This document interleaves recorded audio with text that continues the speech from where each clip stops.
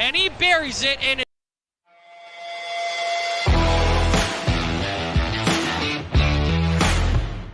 down the right wing side, the former Niagara Ice Dog plays it to the near side to Del Bell Blues. Across the left side, rushing in, wide open Hardy at the side of the net, and he buries it, and it's 1-0 Mississauga as the Battalion completely forgot about Hardy right on the goal step.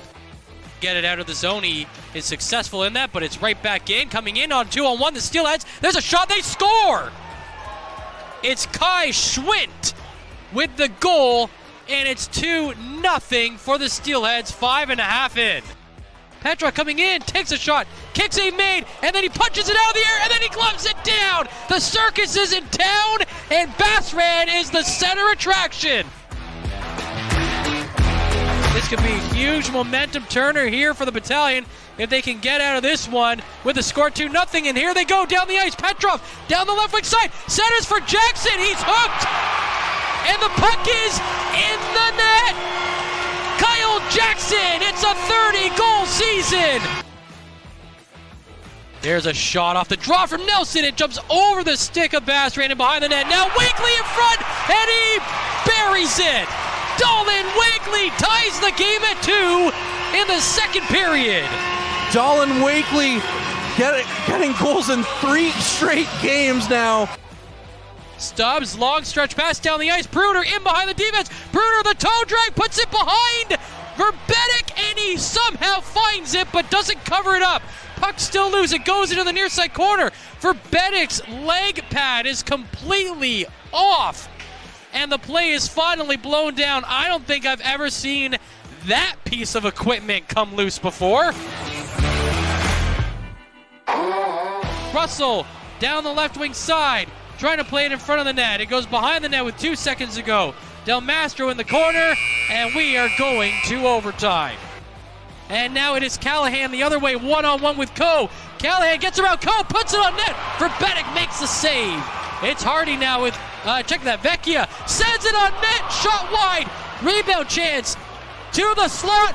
Bjork Fickholm's shot is blocked as well. Verbetic is out of his net. Bjork Fickholm has the puck in the slot. He sends it to the right side to Misa. Cross-zone pass for Verbetic with the save. He goes post to post and puts the pad down to deny the Steelheads player on the far side. And overtime is over. And somehow, some way, this game is still tied at 2. Here is Russell for the North Bay Battalion. Starts out down the left side, now cuts way back to the right side into the circle. Now in the slot, drags it, and scores! Russell goes flying over the blue paint and over top of Bassran, who came out to make a poke check. He missed it, and he missed the puck as well, and the Battalion lead 1-0 in the shootout. It's Del Bell Blues, the shooter for the Steelheads now. Down the left side, into the circle, one more deke, Verbetic with a kick save. Verbetic was looking to his left side and then made the save, twirling around, kicking it out with his right side pad. Zachary Lavoie has to score for Mississauga down the middle. He misses, and the Battalion are division champions in 2021-22 for the first time since their inaugural season in North Bay. And that was last Thursday night as the North Bay Battalion clinched the number 2 seed in the Central Division. A very excited Matt Sukram calling the shootout winner there, and then the Battalion held on to get the extra point, and that point was a big one because it clinched the Central Division title. Welcome to the Long's Maple Syrup pregame show, your frontline game day broadcast. This the third of 4 meetings tonight between the North Bay Battalion and the Oshawa Generals. And North Bay knows who they're going to play seed-wise. They will play the number 7 seed when the playoffs start next week. By the way, you can pick up, there is a pre-sale for the first 2 home playoff games, but the tickets won't be available online until next week, next Monday. So we don't know the scenarios. We don't know who they're going to play. It's going to be Peterborough, could be Oshawa, could be Ottawa. Of course, the battalion playing Oshawa tonight, Derek Lindemann. And they haven't seen each other in a while. Right now, Oshawa is 6th, North Bay 2nd. They'll meet twice over the next 4 days. Sunday afternoon in Oshawa to wrap up the year with a road game in Sudbury tomorrow night. So what are you expecting here tonight against the Generals? I'm expecting a real tight contest. Last time we saw this team was back November 19th. Tonight is the makeup game. This game was supposed to occur on New Year's Eve. It got rescheduled to a later date. Ottawa came in and replaced. That was the date, was New Year's Eve. So it has been a long time. They split those two games back. October 28th, they were in town here with the Oshawa Generals coming out with a 3-2 victory. If you remember correctly, Patrick Lever stood on his head, making 44 saves for victory for that Generals. But then another couple weeks later, North Bay went down there and beat the Generals 4-2. So these two teams have been tight. It's possibly a first-round matchup, so a lot is at stake here. And neither coach really wants to show their hands here in the last meeting in North Bay in the regular season. It's also Fan Appreciation Night. Former battalion forward Zach Bertina will be taking part in the pregame ceremony, so we look forward to that. Also, as mentioned, the start of a week for the battalion, 3 games in 3.5 days. 3 players can hit important milestones. Brandon Coe, 1 point away from 100, and the 90-point barrier could be passed by both Mitchell Russell and Matvey Petrov. We'll hear from Mitchell Russell during our first intermission tonight. He got his 40th goal of the year Saturday night in his hometown of Barrie. Yesterday we had a chance to visit with battalion head coach Ryan Olahan. Let's hear some of that now. I guess everyone's sort of looking forward to what's to come, right? Yeah, for sure. So, the message is let's not step off the gas pedal here. We got 3 more games to really prepare ourselves and try to get us going in the right direction in terms of being the best possible team we can be when it really matters. So, that's how we're going to approach it, just like we have been all season. It's 1 game at a time, 1 day at a time to prepare the same way and get better each and every day. You got Oshawa, you've only played them twice this year. You could be seeing them next week for the playoffs. Do you plan differently knowing that? Not really. You just plan like we always plan the way we've seen teams play their last couple games. So, we dissect them as we normally would going into a weekend, and that's kind of the approach we've taken here. They're a good hockey team. Again, you don't always want to look at teams' records, but in their lineup, they got some dangerous players, and they play that style that's, they're really big and heavy on the back end with good defense. So we got to be prepared and ready for that and play our best hockey. Kyle McDonald will come back Thursday. He's obviously been a big help to the team recently, and having missed him over the past couple games, is there something that's going to change with the team's performance going out on Thursday because he's back? No, not really. So he's actually going to be back on Friday. He's got 1 more game to serve here, and then we get him back in on Friday. And I know he's excited to return to the lineup. The big thing with him this weekend will be he's got 2 games to get up to game pace, game speed. We'll try to play him in a lot of different situations to work on his conditioning and again, be ready for playoffs. A lot of milestones the guys are trying to hit in the last 3 games. Brandon Coe looking for 100 points. I know Matvey Petrov, Mitchell Russell trying to get to that 90-point number. What does that say about the leadership that these guys have brought this year? Well, it's kind of neat that you're saying more than one name, which means we have a lot of depth on our team and a lot of threats. I think that's the most exciting thing, and we learned just looking at last weekend in the case of in Barrie, it was us not letting off the gas pedal and a lot of different guys contributing, which is nice, and it's nice to see. So if we play the right way and continue to do things at high intensity, high pace, then a lot of guys will have that success along the way. It was almost like a home game in Barrie, wasn't it? Saturday night with a lot of Mitchell Russell's family and friends out there. It was, yeah. It was cool to see. Obviously, other players have a lot of family in that region as well, and you could hear the "Go Troops Go" cheers, and I actually had some family in there myself with my parents, so it's always nice to play in front of friends and family. Turning a bit, out of the last 20 games, out of the last power plays that you guys have had, 20 of them, 3 have been successful. That's about 15%. Is this because teams are getting ready for playoffs? Is this missed opportunities?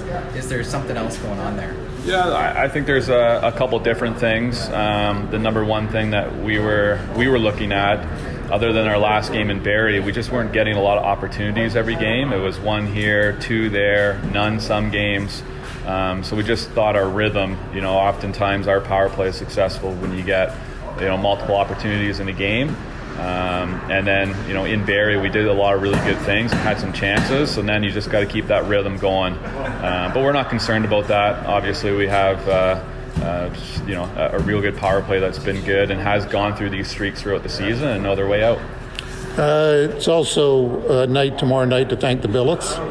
What difference do the Billets make during the season to, basically, running the team, coaching the team? Could you talk a little about how important that is? Well, obviously, we would not be able to operate and do the things that we do on a daily basis without these families. I mean, they're so special to us. Each and every one of our players raves about their billet homes and their situations that they're in. And we try to give back as much as we can to them as well. And just know, our whole staff is former members of the Ontario Hockey League and have billet families of our own. So we take it to heart to try to treat them as best we can, and it's just a good chance to say thank you.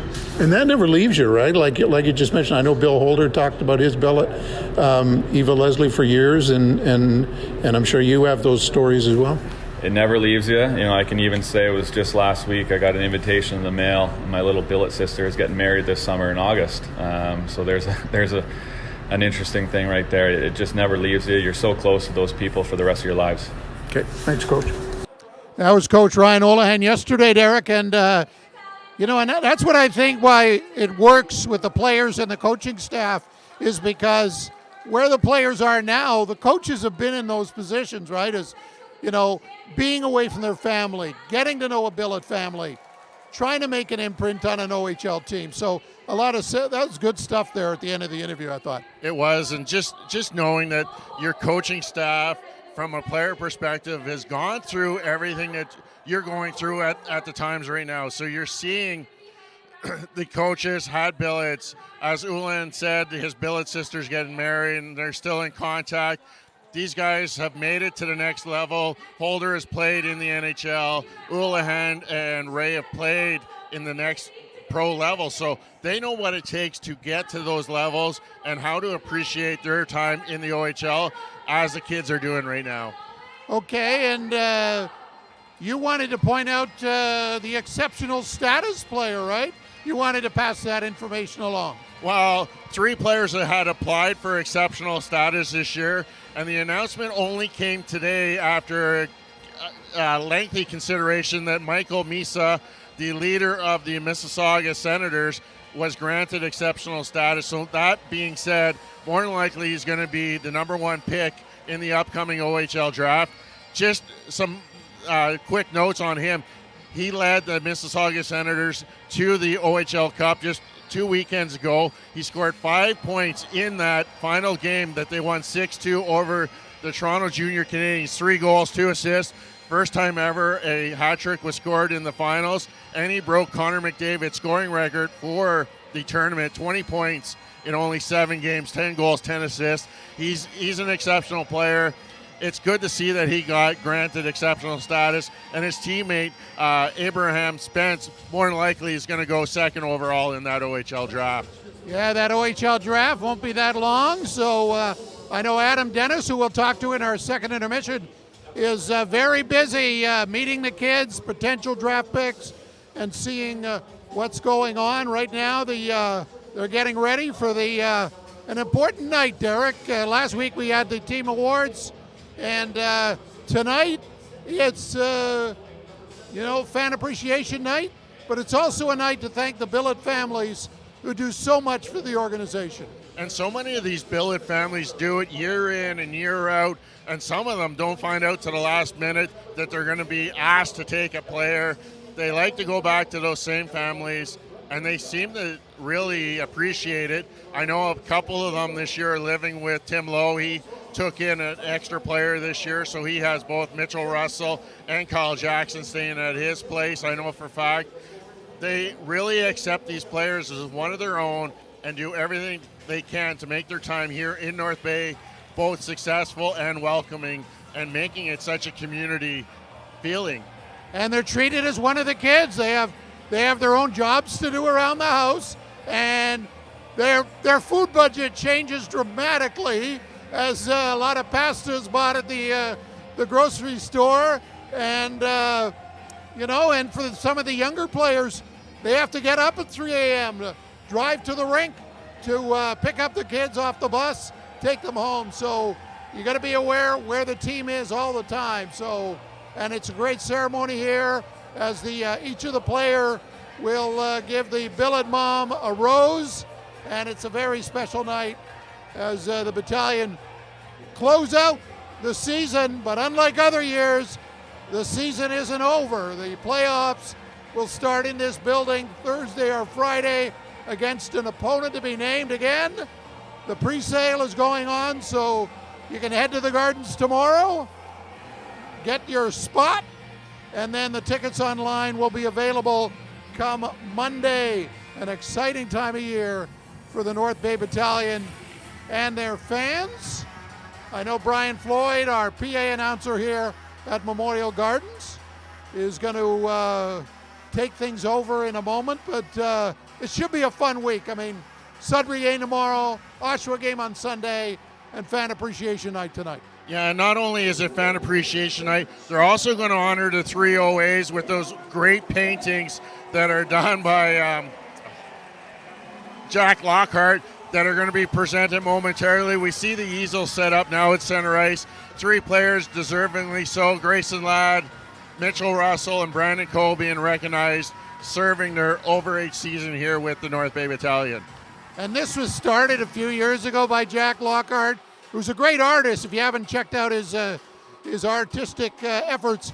And, it started in the first year. I remember that first year, Barclay Goodrow got one, and they were off and running. I saw the Jake Smith one, and a lot of these players, they take them to their homes after their careers are over, and they're firmly displayed in their bedroom or their living room. It's quite a good thing. Hey, I just wanted to jump in on that because I know when I talked to Mr. Lockhart and I interviewed him when he got into the Kiwanis Walk of Fame, Jake Smith was actually the first one he did. He didn't actually get one for Barclay Goodrow. And then Matthew Santos had to go to his house and beg him for a painting, basically, because he liked Jake so much. So that's how the whole thing got started, was Jake Smith was the first photo, or was the first painting, and then Matt Santos was begging him. And then when we posted about it, Barclay Goodrow actually commented on the Instagram page with Ben Thompson and said, well, where's our painting? So it's become a real thing, and just a great relationship between the local artist, Jack Lockhart, and the community. And we're going to head down now for the billet ceremony and all the stuff going on ice level. Here's PA announcer Brian Floyd. Please welcome Jack Lockhart as he presents paintings to our overage players.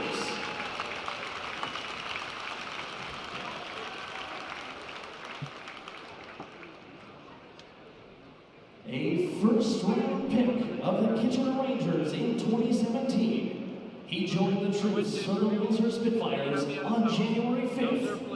Number 9, Grayson Ladd.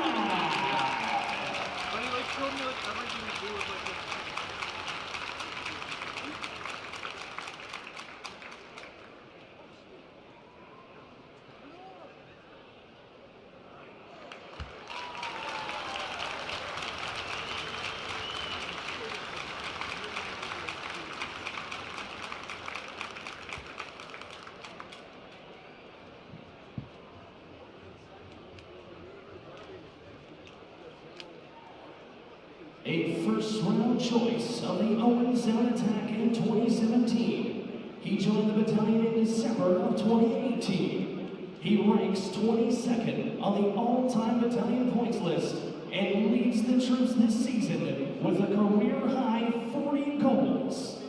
Number 27, Mitchell Russell.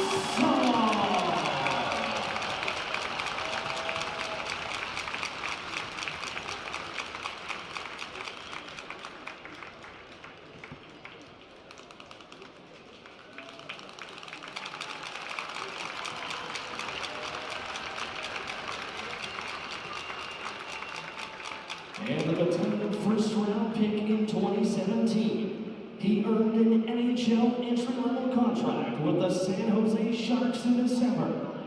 The team's leading scorer this season, he's the all-time leader in points by a North Bay Battalion. Number 21, Brandon Cole.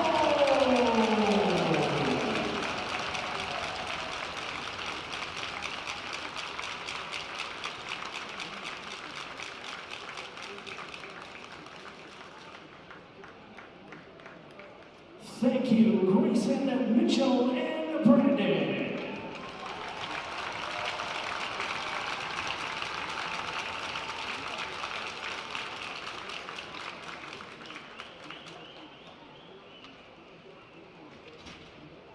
Fans, we are pleased to welcome representatives of the Nipissing-Parry-Sound Catholic District School Board to join Mr. Lockhart for tonight's ceremonial puck draw. Joining us is Mother St. Bride Principal Lori Schluting and Mother St. Bride student Ryder Goulet.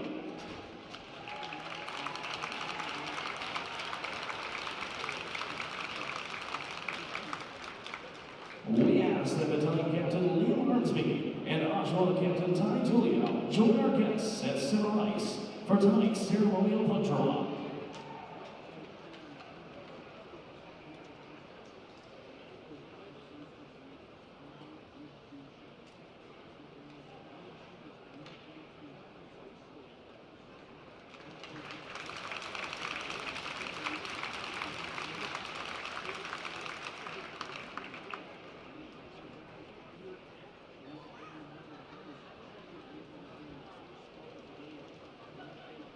Please rise as ING Wealth Management presents Lisa Benoit for the singing of our national anthem.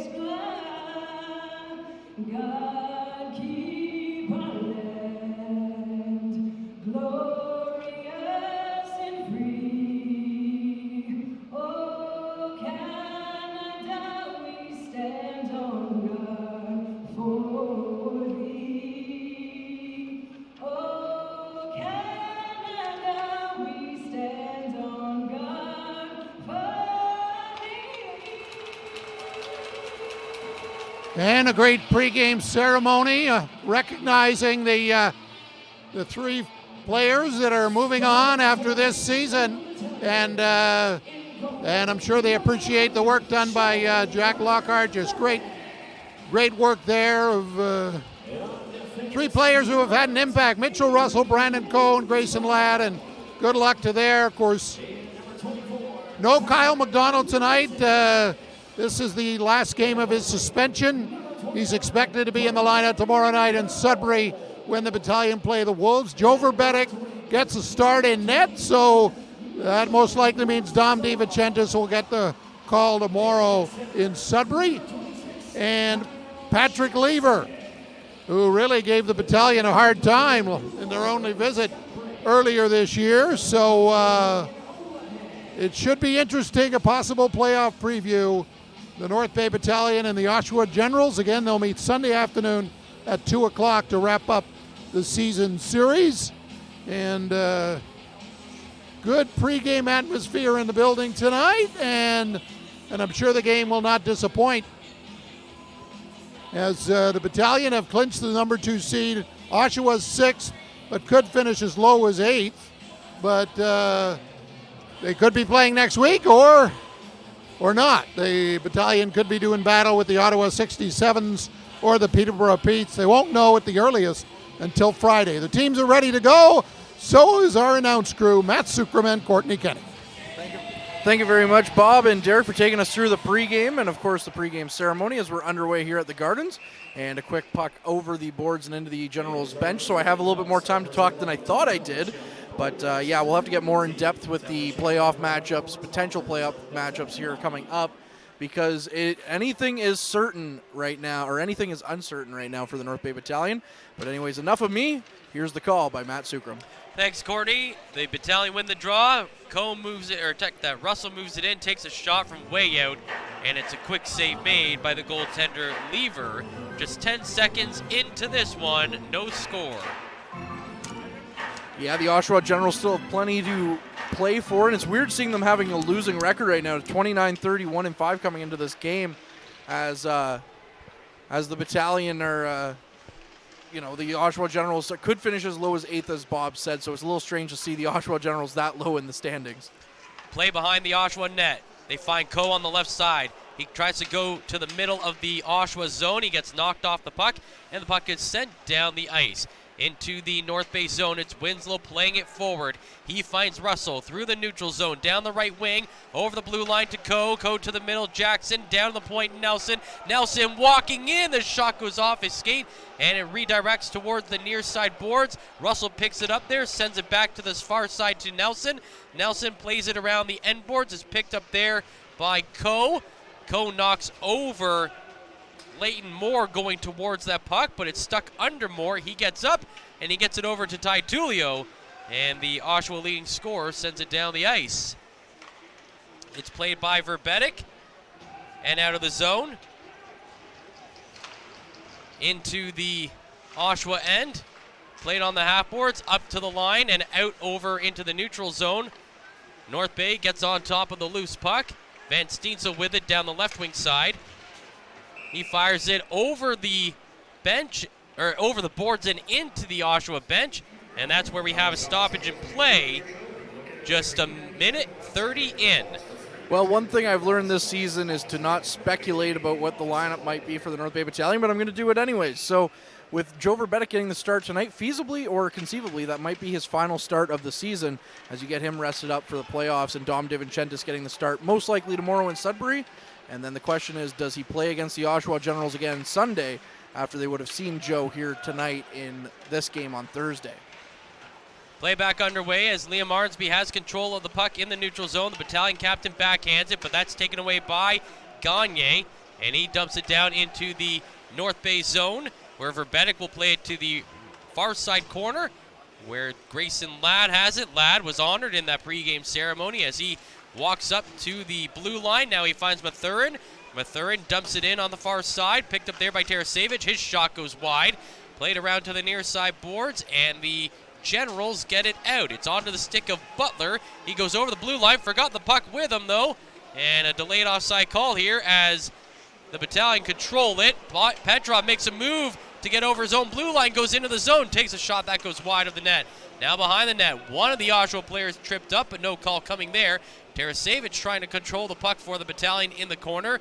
Ritchie comes in for the Generals. They're still digging away at it in that near side corner. 2:45 in. The puck comes loose from that area, and it's cleared down the ice. Chasing it into the North Bay zone is Erdl. He goes into the corner, but Lukin dislodges him of the puck. And now Alexander Lukin for the Battalion goes into the far side corner. He gets stuck there. A couple players trying to help him out. The puck moves back along the end boards to the near side.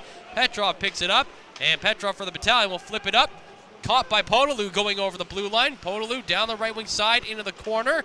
Takes a couple of hits, looking for some support, but the Battalion were changing. The puck comes to line. Winslow's shot goes in, and it's a glove save made by the goaltender Lever. We are 3:20 into the first period, and it's two shots to one for the Battalion, but no score. Lots of back and forth action to start this one off, although of course maybe not a lot of shots that we would think that there might be, but still 2-1 in favor of the Battalion. And when that top line of Coe, Jackson, and Russell is out there, which we are currently looking at right now, they're really tough to stop, as Oshawa saw in the first minute of this game, Matt.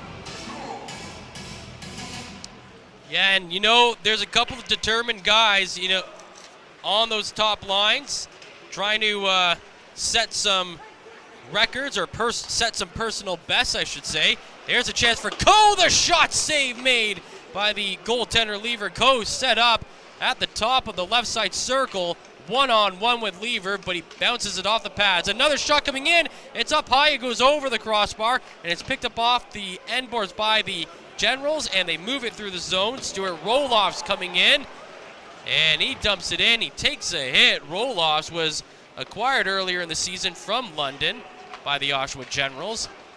Out to the neutral zone.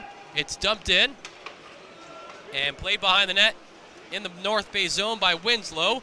4 minutes gone as Winslow moves the puck through the neutral zone. He finds Sema coming in on the right wing side. He gets hit in the far side corner. The puck sent around to the near side boards, but Thurin has it at the blue line. He fires it wide of the net. Picked up on the far side by Romani of the Battalion. He chips it along the end boards, chasing it back. There is Sema. Tries to get a pass. That got blocked, and the Generals get it out. Moving through the neutral zone is Harrison. He gets over the blue line, tries to pass to Gagne. That did not work as it got knocked off his stick and went into the corner, but Harrison gets it back out of that area and now carries it to the near side corner, and that's where he's stuck. Ladd comes in for the Battalion, gets the puck away from Harrison, and he holds it behind the net with 5 minutes gone in the period, no score. 5 minutes gone, and it's number 5 Mathurin working his way through the neutral zone, going in towards the left side boards. He slips and falls, lost control of the puck, and it's Ertl going the other way for Oshawa, but he went over the blue line before the puck did, and so offside will be called against the Generals. 5:08 gone in the opening period, no score. Well, as Bob mentioned and Derek mentioned earlier in the game, that this could be a very big potential playoff matchup between the two teams, and you know someone who wouldn't mind that is Sinaias Mathurin, as Oshawa is his hometown team. And he grew up a big Generals fan, but now he told me in one of the podcast episodes he loves to see that Generals logo coming at him so he can hit the player that's coming his way. Brandon Coe and Liam Arnsby, also from the Ajax area, so certainly would get a lot of family and friends support if that were to be the first round series. Play in the neutral zone. Butler has it for Oshawa, moves down the right wing side, going into the corner. Butler behind the net, sends it down to the point. Now back to the near side. Shot comes in, that's blocked off a skate of Van Steensel, and it's cleared out to the neutral zone. Picked up back there by Nikita Parfnuk. And Parfnuk plays it to the near side to Morelli. And it's sent down the ice. Verbetic behind the net, sends it around to the near side.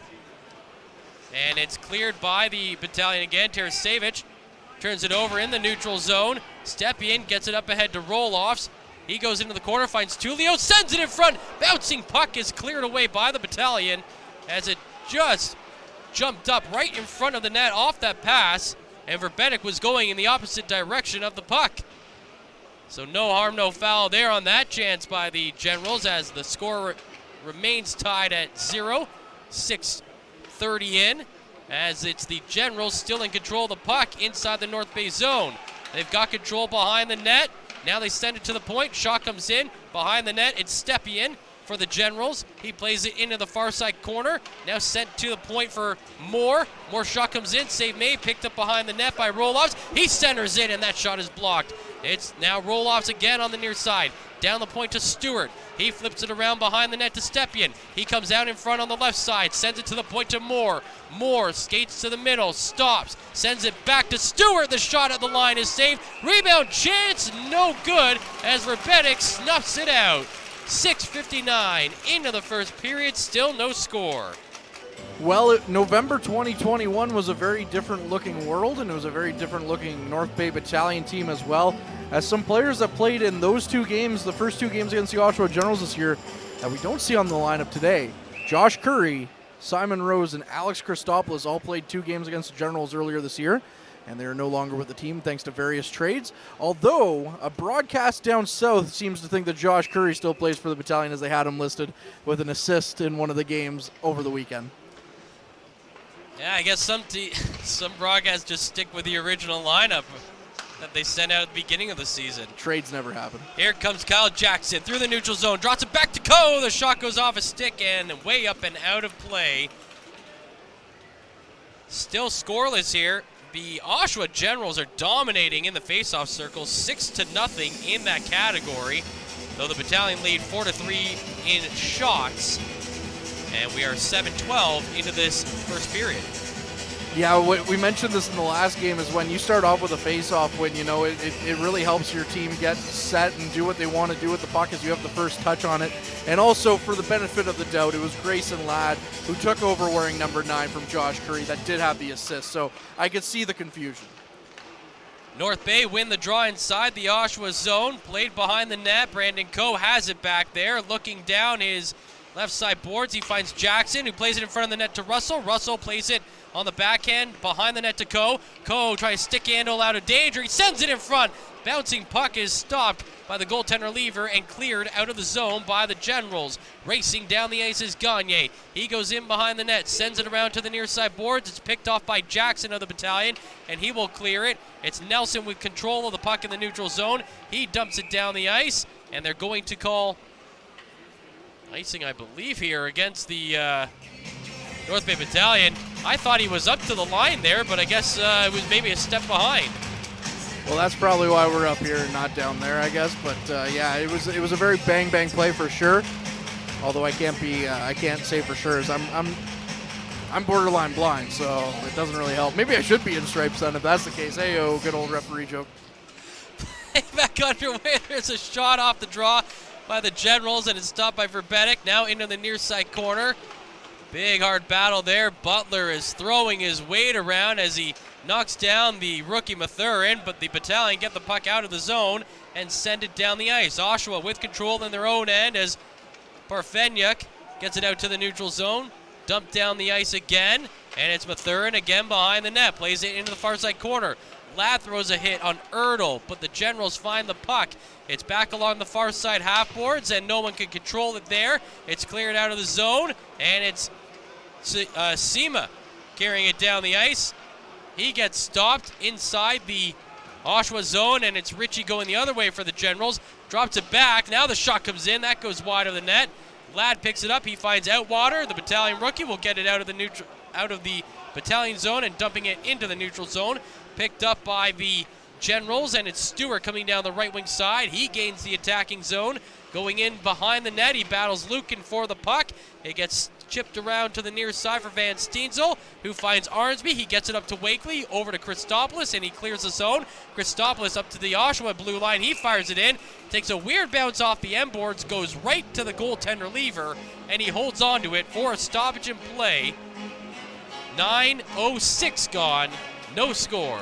So one of the questions Tom and I like to ask the kids on the podcast, especially when they're rookies, is, you know, what was your welcome to the OHL moment? For Owen Outwater, his welcome to the OHL moment was being leveled behind an Oshawa Generals net, getting up, picking the first guy he could find and grabbing him on the shoulder. And who should it be?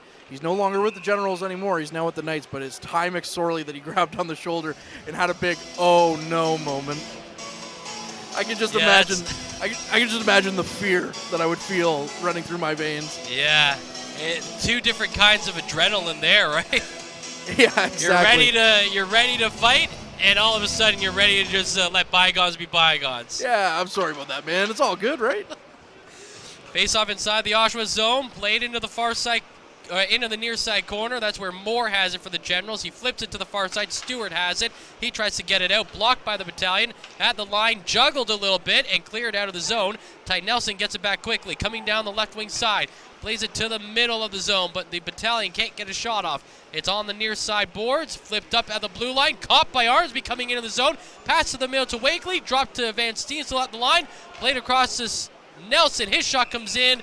It's in and out of the glove of the goaltender Lever, and he finds it on the blue paint for a stoppage in play. Well, when you look at the goaltending for the Oshawa Generals and you look at their record, you can really tell that goaltending has not been the issue for the team at all this year. Patrick Lever in 47 games played as a .319 goals against average and a .908 save percentage. His backup, Papoussakis, in 23 games has a .326 goals against average and .906 save percentage. So both of those guys are definitely pulling their weight, and we've definitely seen them do well here. And Patrick Lever as well in the head-to-head matchup with the Troops in 2 games has a .940 save percentage and a .250 goals against average. So, again, goaltending not the issue for this Generals team.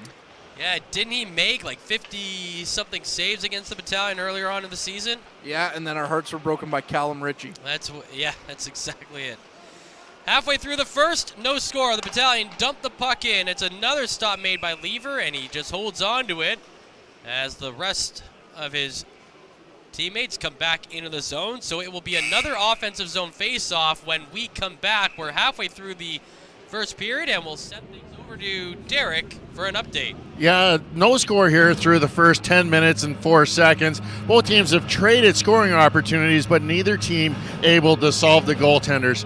Coming up in the first intermission, we'll catch up with Mitchell Russell, who had a big night last week against the Barrie Colts, playing his final regular season game in Barrie, his hometown, picking up 2 goals in that game. He was one of 3 overage players honored before tonight's contest. And we'll also take a look around the OHL on this Thursday night. A very light schedule on tap, as there's only one other game on the schedule tonight, seeing the Hamilton Bulldogs taking on the Barrie Colts. Both of those teams already know the fate of what their playoffs are going to look like. So for the final 9:54, let's rejoin Matt Sukram and Courtney Kenny. Thank you very much, Derek, as there's a nice little video tribute, as they will be doing through all the periods here for the overage players, as they just had a nice video tribute for Grayson Ladd, who hasn't been with the Battalion all that long, as he was acquired in that Kyle McDonald trade from Windsor back in January of this year. But, you know, he's really endeared himself to the 7th man, and he's really become one of the Battalion's own. Long stretch pass out of the zone. Tulio going in on the breakaway. His shot goes off the shoulder of Verbetic, and a big save made by Jumbo Joe early on in this game. Tulio again from the neutral zone just fires it in well behind the blue line. Picked up in the North Bay zone by Ty Nelson. He fires it down the ice, finding the stick of Coe, who deflects it on in the end boards, picked up there by the goaltender and sent around to the far side. Coe finds it there. He plays it across to Nelson. The Battalion defender flips it back around the end boards. It's played there by Russell. He tries to come out in front of it, but it gets knocked off his stick and covered up by the goaltender Lever for a stoppage in play. 9:15 to go, no score. Well, speaking of Joe Verbetic, he was in Powassan, his old alma mater, as he played there his first season after being drafted by the Battalion with the Voodoos. He was there to watch Game 4 against the Hearst Lumberjacks. Unfortunately, the Voodoos fell down in that game. I believe it was a 5-3 score, and then they went down 3-1 in the series. But they've now clawed their way back to 3-2, and they're playing again tomorrow night in Powassan. But nice to see former Voodoo goaltender Joe Verbetic taking the game there, even though most of his teammates on the Voodoos are long gone. It's a great system they have here, being the Powassan Voodoos being the affiliate team for the North Bay Battalion. Especially if they get some southern kids up there, they get accustomed to life in northern Ontario. Oshawa win another face-off, and they clear the puck immediately, but picked up in the neutral zone by Ladd, and he dumps it in. David Jesus behind the net, tries to clear the zone. He gets it up to the blue line, and that is where Jordan Ertl takes control, and it's dumped down the ice. All the way around the boards. North Bay clear it, but then it's Butler in the neutral zone stealing it. Butler going in on the right side. He's poke-checked off the puck, but Petrov falls. Ertl gets it. And now we'll see what the call is. Tripping going to come up against Jordan Ertl, as the officials say he got his stick in between the skates of Petrov. And so with 8:40 remaining in the first period, the North Bay Battalion had the first power play of the game. The Battalion penalty or power play has been slipping a little bit, but it's still pretty lethal at clipping along at 26%. For 4th in the league, and the penalty kill for the Oshawa Generals, 76.5%, 14th in the league. And of course, this power play has been brought to you by the Noah Strong campaign. And Noah's organ donation gave hope and health to 7 individuals and their families because of his caring and compassionate nature. Noah lives on, and you can too by being a donor. Head over to noahstrong.ca. Well, the Battalion looking to take the lead here. 1:30 to go on this power play, as it's been dumped out twice by the Generals. Coe plays it into the corner for Russell. He goes behind the Oshawa net, feeds it around the point to Petrov. He fires it back to the far side to Coe. Coe tries to play it to the middle. That got stopped, and out of the zone goes Cooper Way, all the way into the North Bay end. He'll go behind the net, still controlling the puck, and now he'll flip it all the way back to his own end, where it's controlled by, I believe, David Jesus back there. He backtracks all the way behind his net, and then he sends it all the way into the North Bay zone. So That easily killed off about 30 seconds of power play time for the Battalion here. As they finally get control of the puck, they move it back into the Oshawa zone, but off the shot, it's blocked and sent all the way down the ice again. Joe Verbetic behind his own net. McKinney comes in and gets tangled up with Verbetic back there. But Verbetic gets the puck out of that dangerous area. And it's sent to the near side to Arnsby, and Arnsby will carry it out of the zone. Down the ice, over the blue line, the captain to the right side boards. Plays it back to Wakely. Wakely finds Arnsby down low to the circle to Van Steensel, and he fires it wide. Just 15 seconds remaining in the North Bay power play. No score here with 6:50 remaining in the period. North Bay back into the Oshawa zone. Down to Ladd at the point. Across to the right side, Wakely plays it off the boards. Tries to find Van Steensel in the middle. That shot gets blocked, and it's cleared out of the Oshawa zone as we're back to 5-on-5 play. Van Steensel avoids a hit in the neutral zone. He finds Wakely. Wakely going into the zone, dangles in the middle, then gets thrown into the far side corner and lost the puck in the process as it moved down to the near side. Stepion's there. He plays it across to the far side. Battalion chip at it to keep the puck in the zone, and now they'll change. 6:15 remaining in the first period. Still no score. It's picked up on the far side boards, and now Oshawa clears it down the ice. It misses everybody's stick, and that will be icing called against Oshawa with 6:05 to go in this scoreless first period. Well, that power play opportunity did not look like the league's 4th best, going up against the 14th best power or penalty kill at all, as the Oshawa Generals did a really good job of killing it off and not giving North Bay any time to breathe in the offensive zone. North Bay only got set up once, and even then they didn't really get an opportunity out of it, as Oshawa was able to quickly send it down the ice. Oshawa win another face-off and clear it, but the North Bay Battalion stop it at line and fire it back in. Oshawa, from behind their own goal line, send it all the way down the ice, and that will be icing called against Oshawa. So I think if you're the Oshawa coaching staff, you're happy with what you've done in the face-off circle, just not happy what you've done with it after the fact. No, they haven't really gotten many great chances on Verbetic yet. They only have the 4 shots compared to North Bay's 6.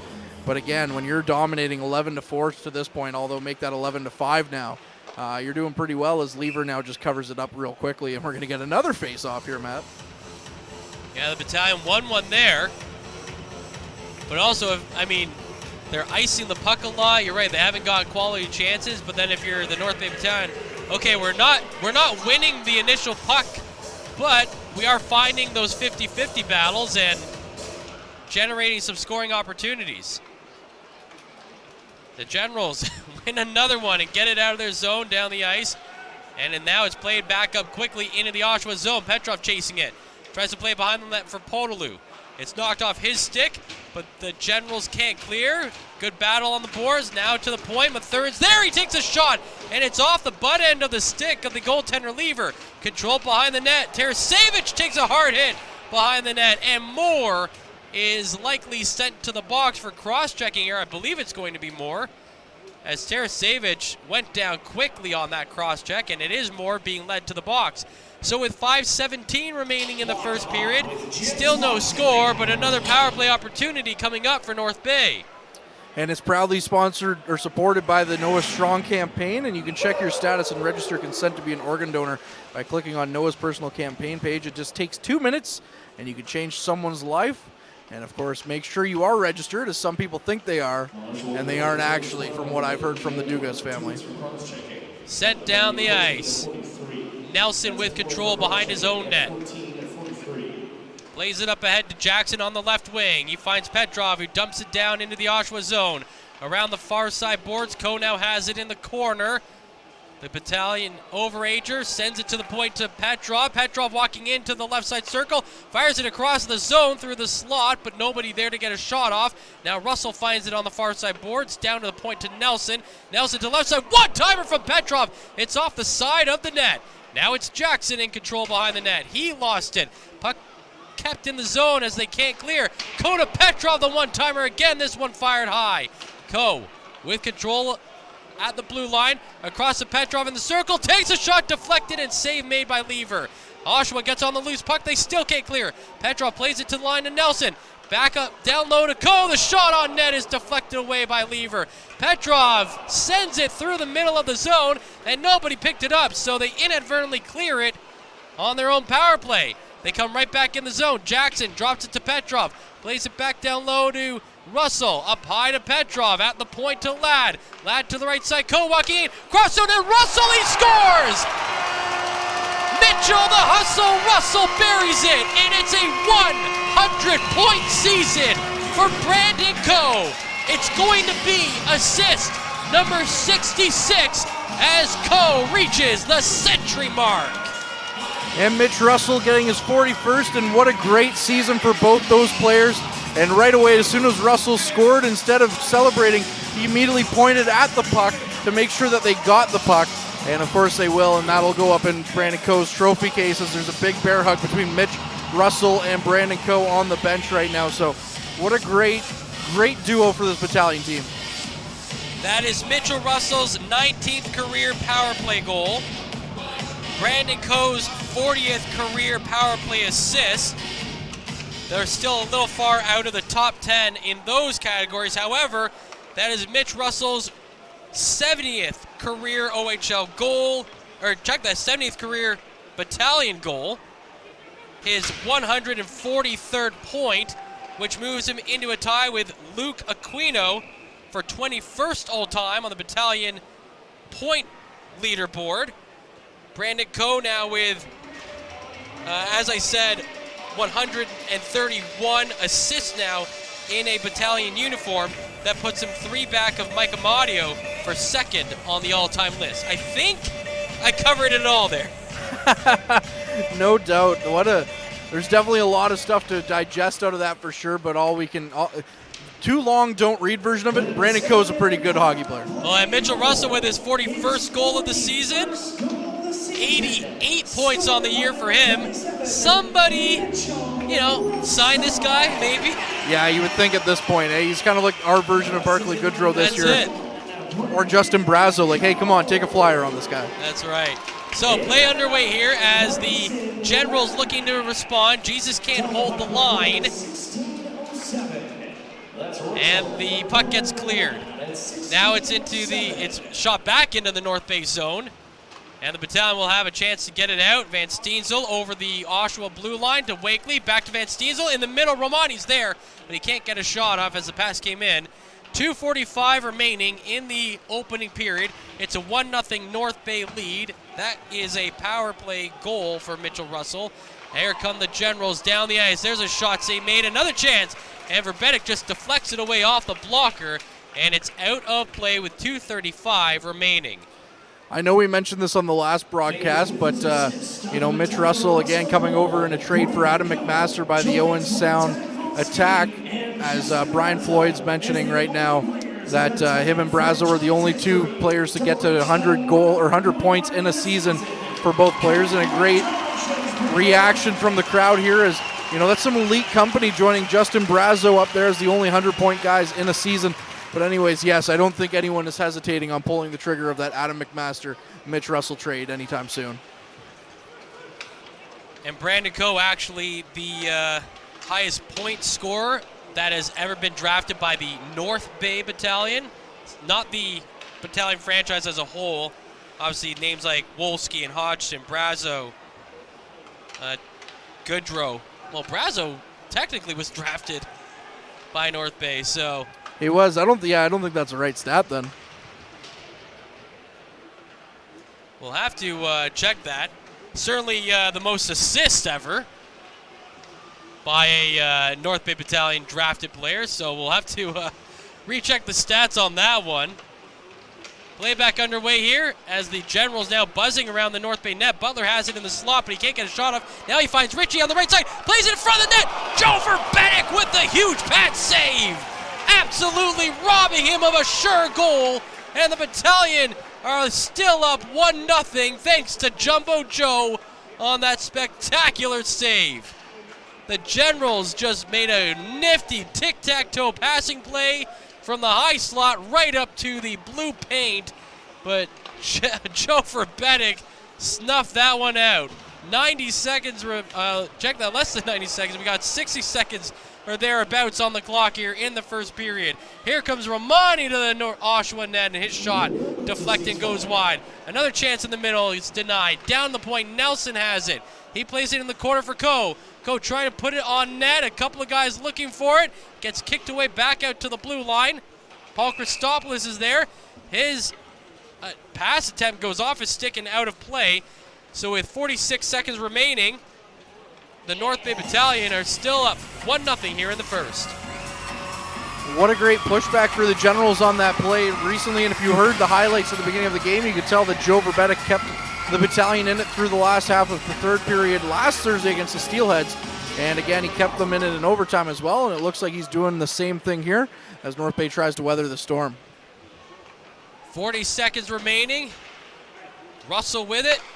Sends it out to Coe. Coe gets it knocked off his stick coming over the blue line, and it's dumped down the ice right towards Verbetic, and he has to play it quickly as he bats it away with his stick to the far side boards. Oshawa keep the puck in. They try to play up towards the net. That didn't work, and North Bay send it to the far side boards. Coe is there. He plays it back around behind the net to Nelson. He finds Russell down the left wing, and Russell clears the zone on the pass to Coe. He gets it up ahead to Winslow. The defender going in. Winslow is hooked. No call coming. The Battalion with a play at the slot, but they can't get a shot off. 2 seconds to go as Oshawa clears the puck, and that is where this period comes to an end. North Bay ahead 1-0 on the goal from the hustle. Mitchell Russell is 41st of the season, thanks to Ladd and Coe.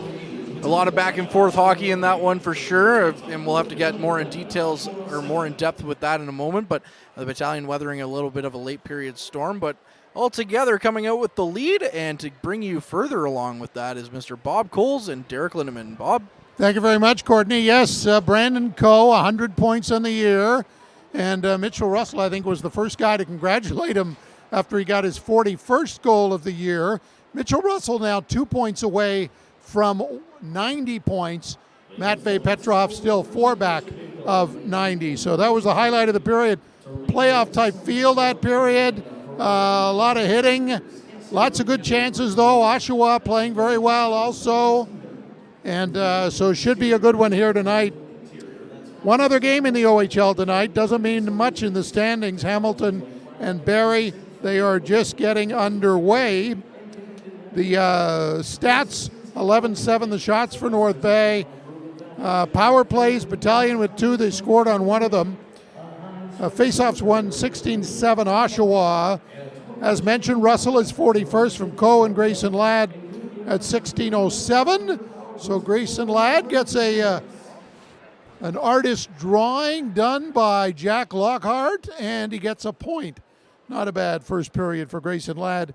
Penalties were Ertl for tripping for Oshawa at 11:20 and Leighton Moore for cross-checking at 14:43. So 1-0 North Bay after one. And Derek, that period, back and forth, had a playoff feel to it. Lots of hard hitting in that. So I don't know if any messages were being sent for a possible playoff series, but that was good stuff out there from both teams. It was an excellent first period. I loved the way the North Bay Battalion came out and got to that physical feel right away. Leading right away, Ty Nelson delivering a couple big hits there as some Oshawa Generals coming down, trying to get across the blue line, and Nelson just standing them up. Everyone just going with the flow. Houlihan able to get all 4 lines into that first period of play with some speed and utilize that speed, and then got a couple power plays late and able to capitalize on that second power play of that first period. And how about Brandon Coe getting that 100th point, assisting on Russell's goal?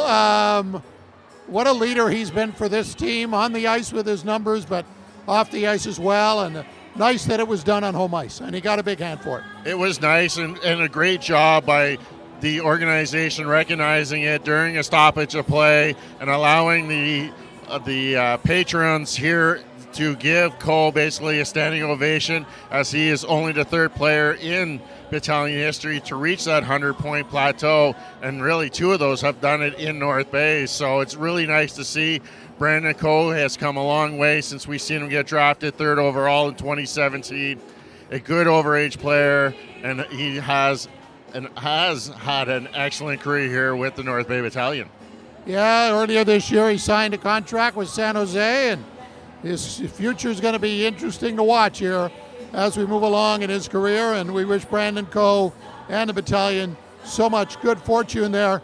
Of course, patrons, Derek referred to them as patrons, still in his master's mode, I guess, but all good fun here up in the booth. Mitchell Russell as well. Got to highlight him, and 41 goals. He's 2 points away from 90. We talked to him yesterday. Let's hear some of that now.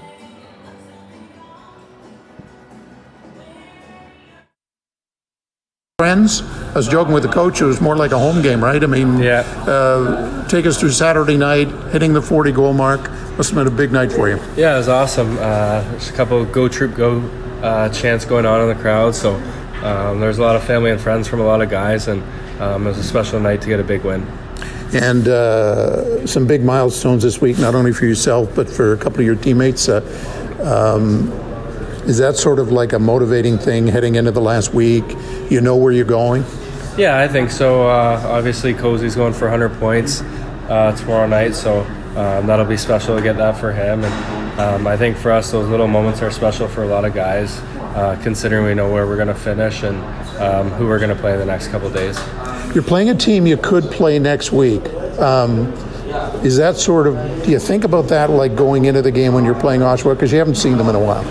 Yeah, I think for us, every game's pretty important. Like, we're going to go into every game playing the way that we always play. So I think for us, it doesn't really matter. Everyone's going to give 110%. Winning the division last week, the way the team won the game, and you won a low-scoring game, went to overtime, went to a shootout.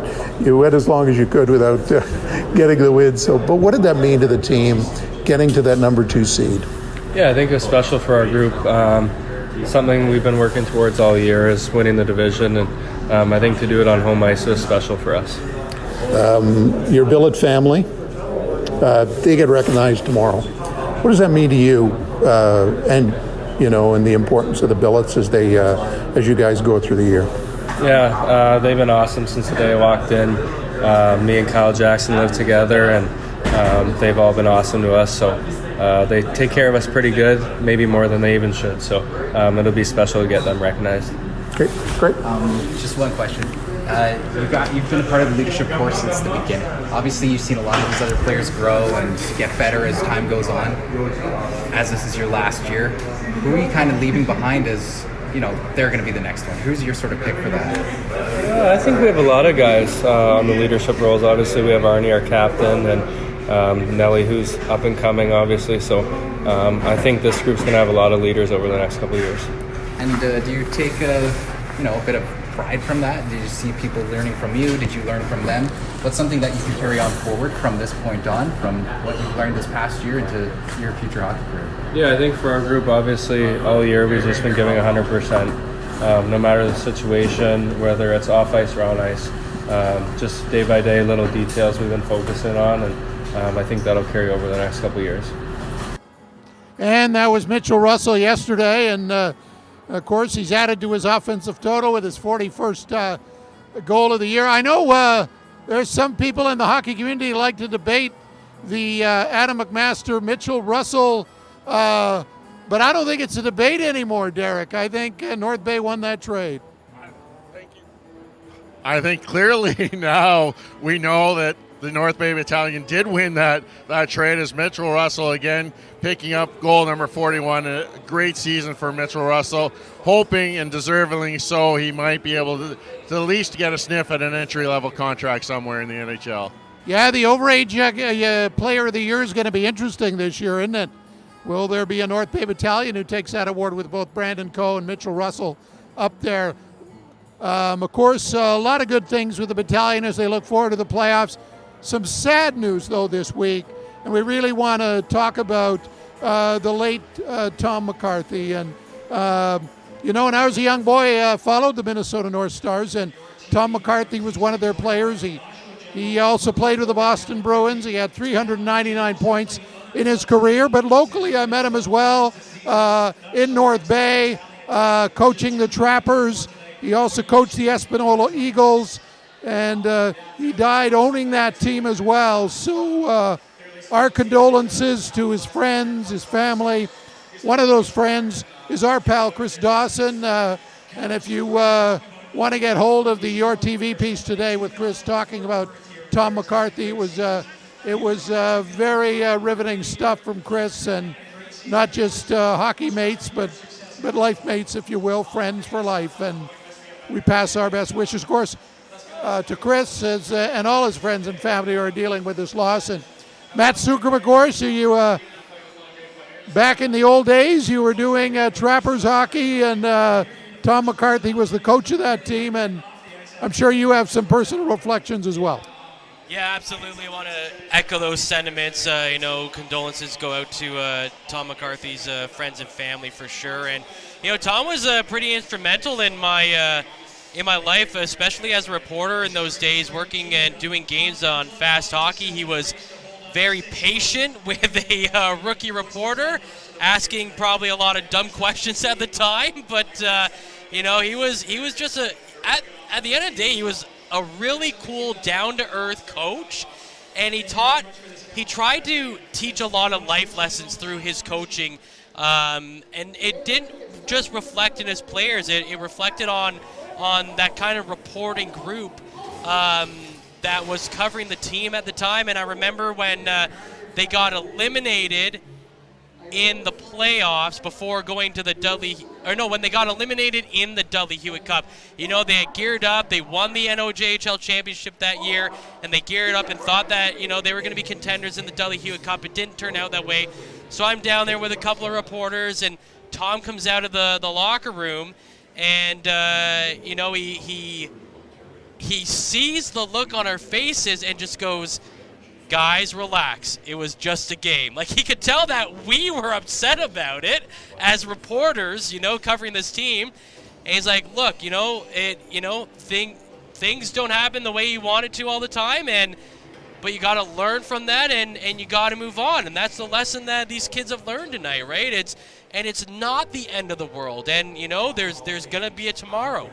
And so that was something that I always remembered, that what happens on the ice is just a game. There's a lot of bigger things that happen in your life, and those are some of the things I took away from my time covering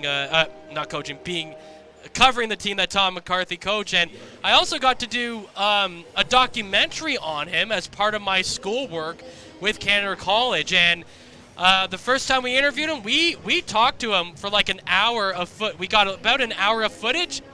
Took it back to school, and none of it worked. So I had to call Tom McCarthy and be like, how we took an hour of your time today? We're going to need to redo that. And that never happened to me. It must have been you, because that's never happened to anyone other than you in the media. So no, he was very gracious, and he let us have more of his time, and we got to really tell his story. Playing with the North Stars, and he had a tough couple years afterwards in his life, but he talked about it as a life lesson, and completely turned his life around and became an amazing person. And yeah, I can't have enough nice things to say about Tom, and may he rest in peace. Well, thanks for those reflections, Matt. And I know Tom was a hockey lifer. He loved the game. He would do anything for anybody with the game. He played in the NHL, but he never looked down, saying, oh, I'm coaching a junior team in Northern Ontario. He always wanted to impart his wisdom about teaching hockey and getting kids to learn those life lessons. And he wasn't perfect. He made mistakes, but he didn't shy away from those mistakes. It was life lessons, and the hockey world is missing a lot. I noticed the Minnesota Hockey Organization sent out a few tweets today indicating that one of the great North Stars has passed on, and again, condolences to his friends and family. And of course, Tom involved in the NOJHL, Powassan Voodoo's in the NOJHL. Of course, Chris Dawson's their general manager, and they won a big game last night, Courtney Kenny, to keep their season going. So I guess a big game coming up for the Voodoos in Game 6 against Hearst. Yeah, Game 6 tomorrow night at the Powassan Sportsplex. You won't want to miss it. The Powassan Voodoos, again, with their backs up against the wall, up down 3-2 in this best-of-7 series. They played games 3 and 4 at home, which were Sunday and Monday of this past week. And from what I've heard, they played a lot better in Hearst. So they didn't play so well in Game 3. They were shut out. Liam Oxner, the goalie for the Hearst Lumberjacks, stood on his head, absolutely stood on his head, especially in the third period of that game. Next game, Powassan came out flying, and they ended up falling. They were the better team, especially early on. They ended up falling 5-3 in that game to go down 3-1 in the series, going up to Mississauga, or Hearst, sorry. Completely wrong ends of the province here, but yeah, they went up to Hearst and they won a hard-fought game. I don't think many people had them pegged to win that game, so they're going to have a little bit of confidence under them, and it's going to be a good game tomorrow, win or lose at the Powassan Sportsplex. Those Game 6s are so important in a best-of-7. I mean, you got to finish them if you're Hearst, and if you're Powassan, you'd love to make one more trip to Hearst for Game 7, right? Absolutely, and if you win Game 6, I think the momentum's all in your favor going into Game 7. Whereas Hearst, again, they want to snuff out Powassan, because although they were up 3-1, they're now 3-2 against Powassan. Powassan's a very dangerous team, and they can hurt you in many ways. So they can come back in this series very easily, and Hearst as well could do the very same. And one thing I wanted to say about this, Bob, Hearst, of course, being owned partially by Claude Giroux, Philadelphia Flyers legend. Their colors are the Flyers colors. So if he re-signs in Florida, do you think they have a jersey redesign? That's a good one. I don't. You can make fun of Claude Giroux all you want. Hey, I'm not making fun of him. For what he's done up for the hockey in Hearst, absolutely fantastic. Yeah, and he wasn't drafted in the OHL. He played his junior in Gatineau, and they missed on Claude Giroux, and the Flyers didn't know his name when they picked him, but he may be a Hall of Famer, and who knows, could be a Stanley Cup winner before his career is over. So, and a great relationship that Claude Giroux's given back to the community of Hearst, the hospital. He's made a big difference in his hometown. And go to a Claude Giroux game in the NHL, and you'll meet every citizen from Hearst in Ottawa if you ever go to a Flyers game or a Panthers game now, I guess, but featuring Claude Giroux. So look forward to that. Still sounds strange to say that, a Panthers game instead of a Flyers game. I'm getting used to it, but it's been a tough couple of weeks. Second period coming up, Derek. We've got 1-0 for North Bay. What are you expecting? Looks like a hard-hitting game tonight. Yeah, I'm expecting a lot more of the same. If you're the North Bay Battalion, you got to keep the foot on the pedal and keep going strong. You came out with a quick 20 minutes. It's a 60-minute game. You can't take any time off, especially against a team as good as this Oshawa General team. So it's going to take a 60-minute effort, and you got to play it like it is a playoff game. Get ready for the playoffs starting tonight. And the joint isn't jumping tonight. The crowd's a little more electric than maybe it even was last week with the division title on the line. So should be a dandy of a second period. 1-0 Battalion. The shots 11-7 North Bay. But I'll tell you my Callum Ritchie story in the second intermission. Back to Courtney and Matt for the second period. Thank you very much, Mr. Coles. And, of course, we'll also be having Battalion General Manager Adam Dennis visit us in the second intermission as well to talk all things Battalion with Bob. So, he's going to be a busy man coming up. Yeah, his team's in the playoffs, but the OHL draft is right around the corner as well. So, he's going to be very busy. And one thing to make of note, the Russell goal from Co and Ladd, all three players overage, and we're honored here tonight. So interesting bit of a connection here. To start the second period, here's Matt with the call. And that first goal is our only goal of the game so far. As the puck is shot into the North Bay zone, Ty Nelson has it. Plays it to the corner to Winslow, who gets it up the ice. And out of the zone to Co. He dumps it into the Oshawa zone. Jesus on the far side. Tries to play it out of the zone, and they get it there.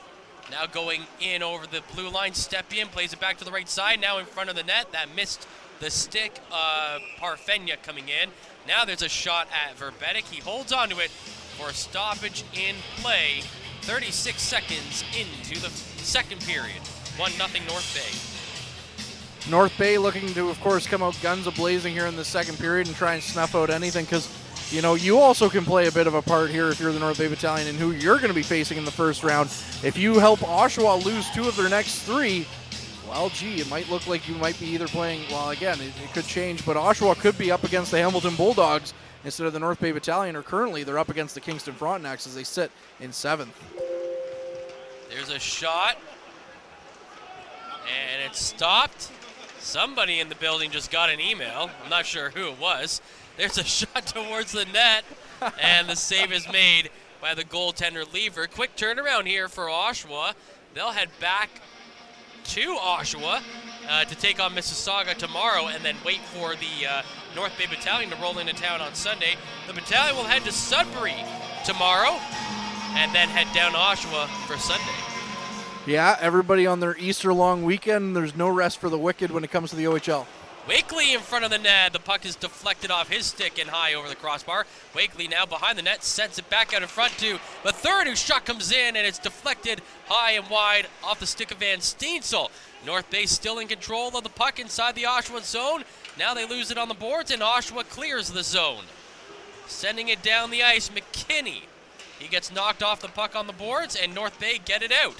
It's Arnsby down the right wing side. He plays it into the Oshawa zone, picked up behind the net by Morelli, looking down the ice. He clears it off the skates of Podolu, and it's right back to the stick of Parfenyek. And now he'll take it back behind the net. Minute 45 into the second period. North Bay up 1-0. Parfenyek waiting with it. He gets it to the blue line. Petrov up on the forecheck. He almost keeps it in. Now Tarasevic helps him out, and he sends it right back in the zone. And now the whistle has been blown down. I don't see a call here. Offside, maybe? The puck is coming out of the zone, so Yeah, looks like it's offside. That's okay. If I was a betting man, which you can be now in North Bay with a casino here, yeah, that's what I placed my money on, is an offside call. So the Generals win another face-off. They send it down the ice. Butler playing it on the end boards, and Podolu trying to come in to disrupt the play. The battalion get the puck up to the line, kept in the zone by the Generals. Butler takes a shot from there. The save is made by Verbetic. Now it's picked up behind the net and carried around to the near side by Lukin. He sends it down the ice. Podolu chasing. He'll get there to wave off the icing call. Podolu tries to center it. That got blocked by Parfenyek, and now it's out to the neutral zone controlled by Oshawa. They go back in with 2.5 gone in the period. Ritchie tries to play it on the half boards. Butler tries to find it. He gets knocked off the puck, and Tarasevic will clear for the battalion. The troops lead 1-0 as they dump it in. Hill can't hold it, coming in towards the net. Elwater drops it back for Sema. The save is made. Actually, I don't think it got through. It got stopped in the slot by the defense. Now Nelson finds it, and he fires it, deflected off his stick and wide. Picked up on the far side, blue line by Way, and he comes down into the North Bay zone. Way at the line. Tries to go to the boards. He sends it to the point. Hill's shot is blocked in front, and Nelson for the battalion follows it into the corner. The shot goes to the half boards. It's kicked around a couple times. It moves down to the point. Hill is there for Oshawa. He dumps it in. Now play back to the near side boards. Into the corner. Centering pass. The play is broken up. Now it's Outwater with the puck for North Bay, and he clears it to the neutral zone. Picked up quickly by Oshawa. They come right back in. Smith dumps it in. Played off the half boards. They can't control it. It comes out to the neutral zone. North Bay have a 3-on-1. It's Sema down the left wing. Sema takes a shot. Stopped, and the rebound is fired wide. It went off the shoulder of the goaltender Lever. Romani was right there on the open side, but couldn't direct it in. Now Winslow back in the zone. He finds Russell going to the left side. Russell gets knocked off the puck 4 minutes into this period. And now Jackson finds it at the blue line. He dumps it into the corner. Coe has it in that corner. He gets knocked off the puck by Stewart. Played around behind the net. It's Russell trying to center it. Broken up as it went off a couple of skates and is cleared, and it hits one of the lighting stanchions off the roof here. So, with 4:15 gone in the second period, North Bay lead 1-0. The battalion getting a golden opportunity on that last play, as it was baseball season almost for Anthony Romani as he tried to bat the puck in. Unfortunately, he just ran out of room. It would have been a highlight reel goal had he gotten behind Lever, but he just missed the net as he was too close. Looked like his stick was below the crossbar too. I think that would have been a good goal. Play inside the Oshawa zone. Up to the line, kept in by the Battalion. Played down low, out in front. Kicked off a couple of skates and steered away. Stepien gets it out. Roloff dumps it into the North Bay zone. Now he gets it off the end boards, goes to the middle, takes a shot, and he fires it wide. Moore with the puck on the half board, sends it into the corner. That's Tullio there. Tulio sends it to the point. Parfeniuk on the right side, going to the right side circle. He's stripped of the puck by Russell, who goes the other way. It's a 2-on-1. Russell on the left side. Russell tries to pass to Coe, but it's blocked on the back check by Tullio. Great defensive play there. The Generals down 1-0. We're 5:15 into the second period as the Battalion control it in their own zone. Christopoulos sends it up the middle. It's kicked off the skate of Arnsby and picked up by Harrison going into the North Bay end. He fires it wide of the net, picked up on the far side by Stepien. He sends it behind the net. Knocked off the stick of Harrison, and the Battalion control. It is Wakely sending it down the ice. Out of his net, Lever, the goaltender for the Generals, sends it to the near side boards, and they clear the zone. North Bay get back control of the puck quickly, but now they turn it over.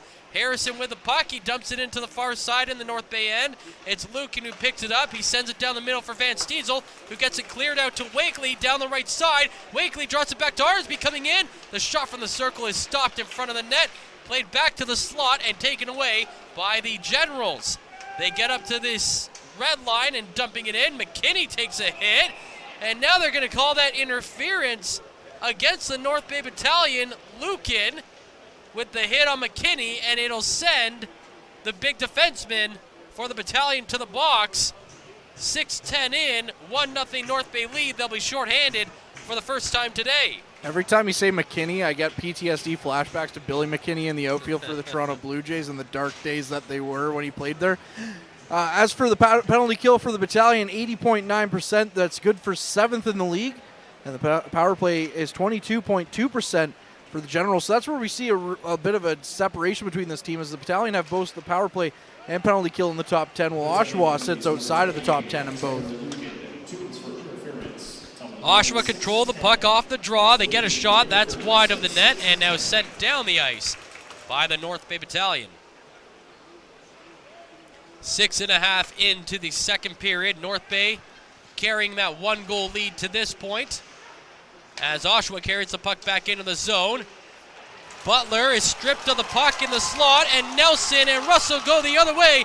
Nelson to the middle of the Oshawa zone. His shot goes off the ankle of Moore, but Moore seems to be okay as he absorbed all of that Kid Nelly power from about 2 feet away. Moore back in his own zone with the puck. He sends it up ahead, and it's dumped in with 7 minutes gone in the period. And a minute remaining in the Oshawa power play. They turn the puck over, and it's dumped right back out. North Bay still up 1-0, but they're down by a man on the ice right now as Moore has control of the puck in his own zone in front of the Oshawa net. They're down to about 50 seconds now on the power play. Through the middle, it's Ritchie over the blue line, sends it to the point. Now to the left side, shot from McKinney comes in, and it's a save made by Verbetic, putting the pad down, making sure that one did not get past him. McKinney again to the right side, Ritchie walking in, his shot blocked by Arnsby. It goes in the corner, comes back down, Ritchie with it again for the Oshawa Generals. Across to the left side, McKinney. Back to the right side, Ritchie walking in. His shot again blocked by Arnsby and into the far side corner. Ritchie follows it there, trying to hold it with 10 seconds remaining on the power play. The puck gets knocked loose. Arnsby with a nifty little move to get it to Van Steensel. It's another 2-on-1. Van Steensel to Arnsby. In front of the net, they can't get a great shot off.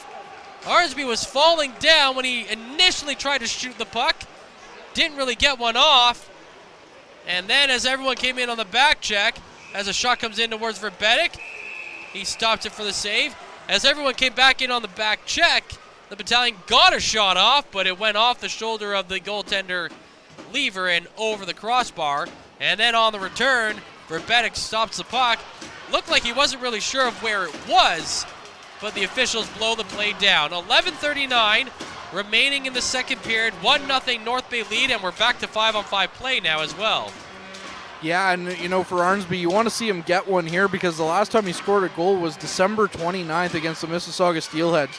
It's been a while for the captain, and of course he did miss a few games with an injury there for most of February and half of March after being injured in January. So there was a long stretch of time where he hasn't played hockey, but he was off to a great start this year, and you'd like to see him get it pot one and get ready to go for the playoffs here. Oshawa wins yet another face-off, and they control it inside the North Bay zone. Shot from the slot, save made, big rebound, Parfenyuk walking in, and a save made by Verbetic.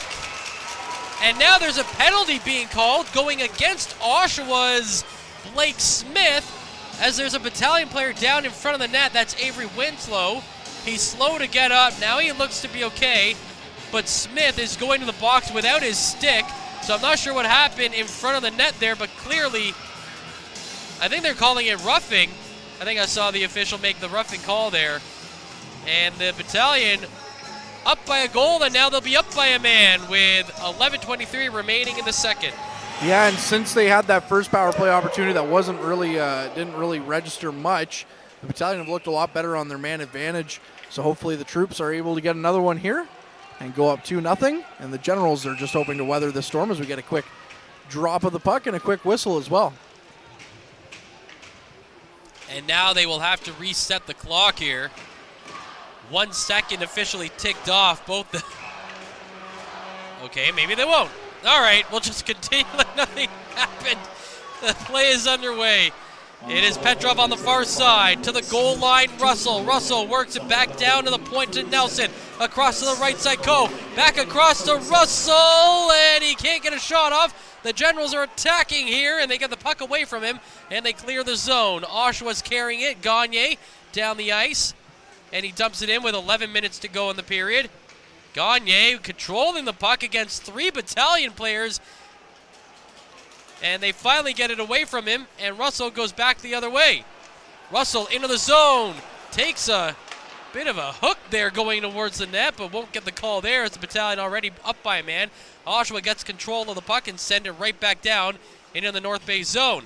Nelson trying to play it out of that area with 10.5 to play. He sends it up to Coe coming in on the breakaway. Coe makes a move, but he gets denied by the goaltender Lever. Coe is in all alone, and he made a move to try to drag it around, but nice little poke save made by Lever, and now Way coming into the North Bay zone. He gets a shot that goes high over the crossbar. 45 seconds to go in the power play as Coe brings it back in. His team up by a goal as he sends a pass across to the far side. In front to Winslow, and he buries it. Avery Winslow gives the Battalion a 2-goal lead. It'll be 101 points for Brandon Coe on his second assist of the night. And the goal is Winslow's 4th of the season, and that came on the Noah Strong power play as well, which is proudly supported by the Noah Strong campaign. And you can visit noahstrong.ca for more information on organ donation. What a nifty little move. Winslow looked like he got in there a little bit too close, but he was able to get around Lever and get the puck into the back of the net. And Lever, who's having himself, again, a heck of a game, making some great saves with a nice little poke check opportunity on Brandon Coe earlier, like you mentioned. And he just couldn't get that one from Winslow. Well, that's the thing. Winslow tried the same play that Coe tried about 20 seconds earlier. It's just that he was way in tight instead of coming in off the wing. And, Lever bit a bit too early on it, and Winslow buried it. 9:40 to play now in the second period. North Bay up 2-0. Then there's a chance for Wakely in front of the net. Save made, and then he backs it into the net. Dolan Wakely with the goal. It's 3-0 North Bay. And that's Wakely's 18th of the season as he continues his pursuit for 20 on the year. And that's 4 straight games as well for Dolan Wakely here as the Battalion score goals less than a minute apart. What a great goal for the North Bay Battalion, and great way to keep on ticking. And Dolan Wakely with a great opportunity there, and a little bit of puck luck on the bounce as well from Lever. The Battalion could end the season with 6 guys with at least 20 goals. Isn't that wild to think of? And then you look at Liam Arnsby, who has 8 right now in 43 games played. But, you know, you have to think what would have happened if he wasn't injured for, you know, a month and a half of the season. How many goals he would have had as well. Well, Owen Van Steensel with 10 as well. So the battalion, you know, if Arnsby get Potts a pair as well, the battalion will have 8 guys with at least double digits in goals. And not only that, Nelson with 9 himself, too. So they could have 9, really. As they're looking back at this goal now. So they are going to look back at it. And again, Wakely got the initial shot off. It went off the chest of the goaltender Lever, and then he batted it in. And that is a good goal. So Wakely doing his best impression of Vladdy Guerrero Jr. with the replay and all. Yeah, no, we just need, well, we don't want to see anyone step on his finger in a hockey game, though. And the Oshawa coaching staff. I wonder if we're challenging for offside and they get a penalty now, or I'm not sure.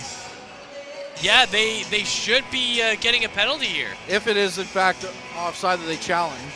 I don't think it is. But they're giving an earful for sure. I guess they were just asking for a review, right? So,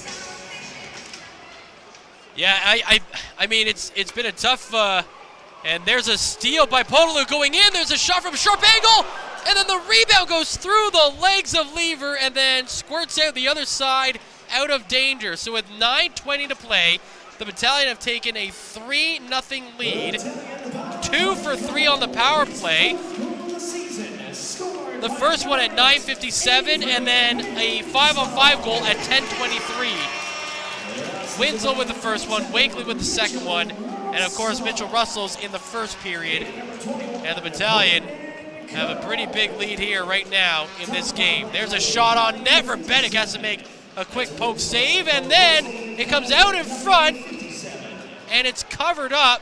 And now I believe Lukin has fallen on top of Oshawa player, but he really brought him down to the ice after the play. Check that, that's Grayson Ladd. And now we will turn things over to Bob Coles as we are halfway through the second period, and it's a 3-0 North Bay lead. Bob? Well, thanks, Matt, and I came up here to talk about the tight 1-0 game. The battalion were playing with Oshawa, but boy, that power play is lethal. Avery Winslow makes it 2-0. Dallin Wakely is 18th of the year, makes it 3-0. Battalion really going now, and that's the thing about this North Bay team that's different than teams of previous years. Yes, tight defensively, but they're very explosives, and they can open a game at any moment.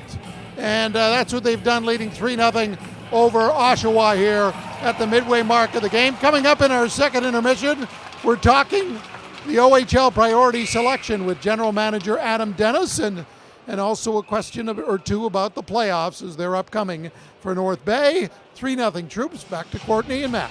Thank you very much, Bob. And of course, it's strange because, you know, other than the first 2 years the battalion were doing drafts while they were still in the playoffs, we haven't had to worry about that too much in the recent years where, you know, the battalion have been done playing hockey for, you know, about a month, so it feels normal because in the NHL, obviously the draft comes after the Stanley Cup, and as a Leafs fan, my team's been out of it for a little while anyways, so it doesn't make a difference. But with this one, it's going to be weird that the teams are still playing hockey, and Adam Dennis is going to be having to call a draft and bring in the next generation of battalion players.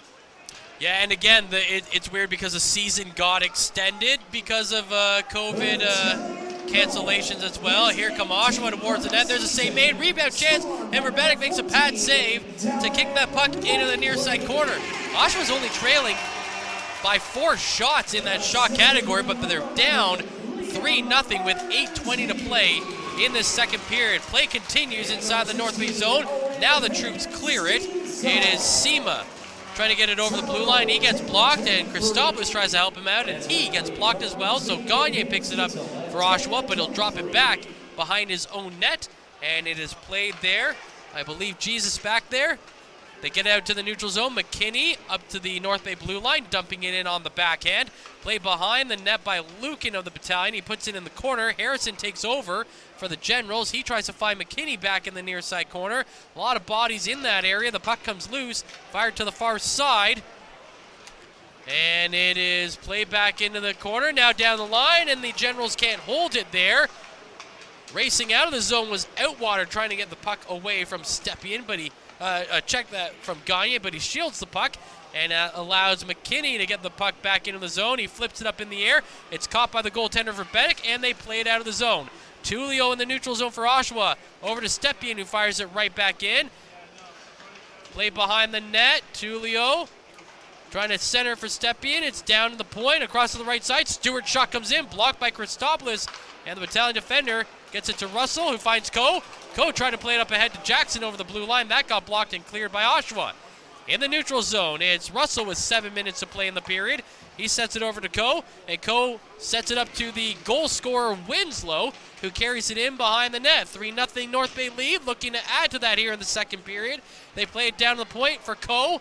Coe gets around a defender, goes to the half boards, plays it in front of the net. Shot from Russell is stopped, and the goaltender Lever will cover it for the save with 6:40 to go in the second. And I don't think that this has been the season offensively that Avery Winslow was hoping to have coming into the year, especially after the promise he showed in 12 games after being drafted by not drafted, but traded to the Battalion in the 2019-20 season. But you know what? It's a big happy birthday to Dallin Wakely's billet mom, Lori Young. But I just have to say, he's been on that top pairing. He's looked great defensively all year long. He's been a great calming voice for Ty Nelson as well on that top pairing, who's a rookie this season. And Winslow, you know what, getting that goal there, it's good to see him get rewarded. Sent down the ice and right towards the glove of Verbetic, and he'll hold on to it for a stoppage in play. And looking at the bench, and I think the reason the Oshawa group was so upset is they probably felt that call that led to the second Battalion power play goal maybe wasn't a call. Again, we didn't see the entire altercation, but both players were down on the ice, and they only sent the Oshawa player to the box, so that could have been it. Could very well be, and you know what? But I mean, that goes both ways. There have been a couple of calls against the Battalion this game that are for the Generals that they didn't get called on, and same with the Battalion. But yeah, it's a tricky game, and no matter who you are, if you're in stripes, you're not going to please anybody. 6 minutes to go. Here comes Jesus, fires it in, and it's a save made by Verbetic. Play to the near side boards, now up to the line. Oshawa keep it in. Butler in the middle. The shot off the blocker and played high off the glass behind the net. Couple of bodies back there. The puck gets knocked around to the near side corner. Hard hit thrown by Nelson of the Battalion. He gets control of it, and he sends it down the right wing boards for Coe, who gets it out to the neutral zone for Jackson. Jackson over the Oshawa blue line. Goes to the left side. Poked off his stick by, it looked like Blake Smith there. And they get it out of the zone. Sent back into the Oshawa zone, but Jesus has control. It's 5:20 remaining in the second period as Jesus still holds it back there. His team down 3-0. Jesus clears it as it's sent down the ice into the North Bay zone. Ladd tries to get it out of the North Bay end. Couple of hard stick checks here at the line, and Van Steensel finally gets the puck out of the zone. He finds Wakely in the neutral zone, who dumps it in. Play on the far side boards. It's Morelli who gets it out of the area for Oshawa, but took a big hit in the process. Sent down in the North Bay zone, and it is picked up by Ladd. He sends it up ahead to Arnsby. Arnsby sends it down to Wakely, coming into the right wing side. Wakely tries to center it for Arnsby, but it's off his stick and redirected towards Lever for a stoppage in play. 4:37 remaining in the period. It's 3-0 North Bay. It's funny how, the Battalion are up 20-18 in the shot category over Oshawa right now, but really how much that third goal kind of sucked the life out of the Generals here in this period, where it's kind of been a little bit more slower pace now since the Battalion got that third goal, whereas the Battalion still have plenty of life, and you can tell they're trying to get their captain on the goal scorer sheet as they keep giving Arnsby great opportunities, but the puck luck's just not there for number 11 yet, but it'll come, and hopefully sooner rather than later. I remember in 18-19 and the beginning of the 19-20 season, that seemed to be what happened almost every game out for the Battalion. It was they would let one in, and then another one would come quickly after that, and then all of a sudden, you're down 2, maybe 3, and every game you're playing comeback, and that was the real growing pains of a younger team. But you look at this team and they've got some younger players on it, but there just doesn't seem to be those growing pains as there were in the last couple of seasons. Well, I think one of the big differences is that some of those younger players can be sheltered a little bit on this team, whereas before it was, a line. The battalion had really one good line going for it, whereas now you look at it and there's 4 lines that you can throw out there at any time and not be afraid of any result out on the ice. And everyone's been a penalty killer this year, and everyone's gotten a chance on the power play as well. Playback underway. Nelson has it behind the net. He sends it around to the near side boards. The battalion trying to clear it out of the zone. Now Winslow finds it. He plays it to the far side, and Nelson tries to feather it over the blue line. It clears the zone, but Moore gets it right back into Roloff's. Roloff's pass to the middle is broken up.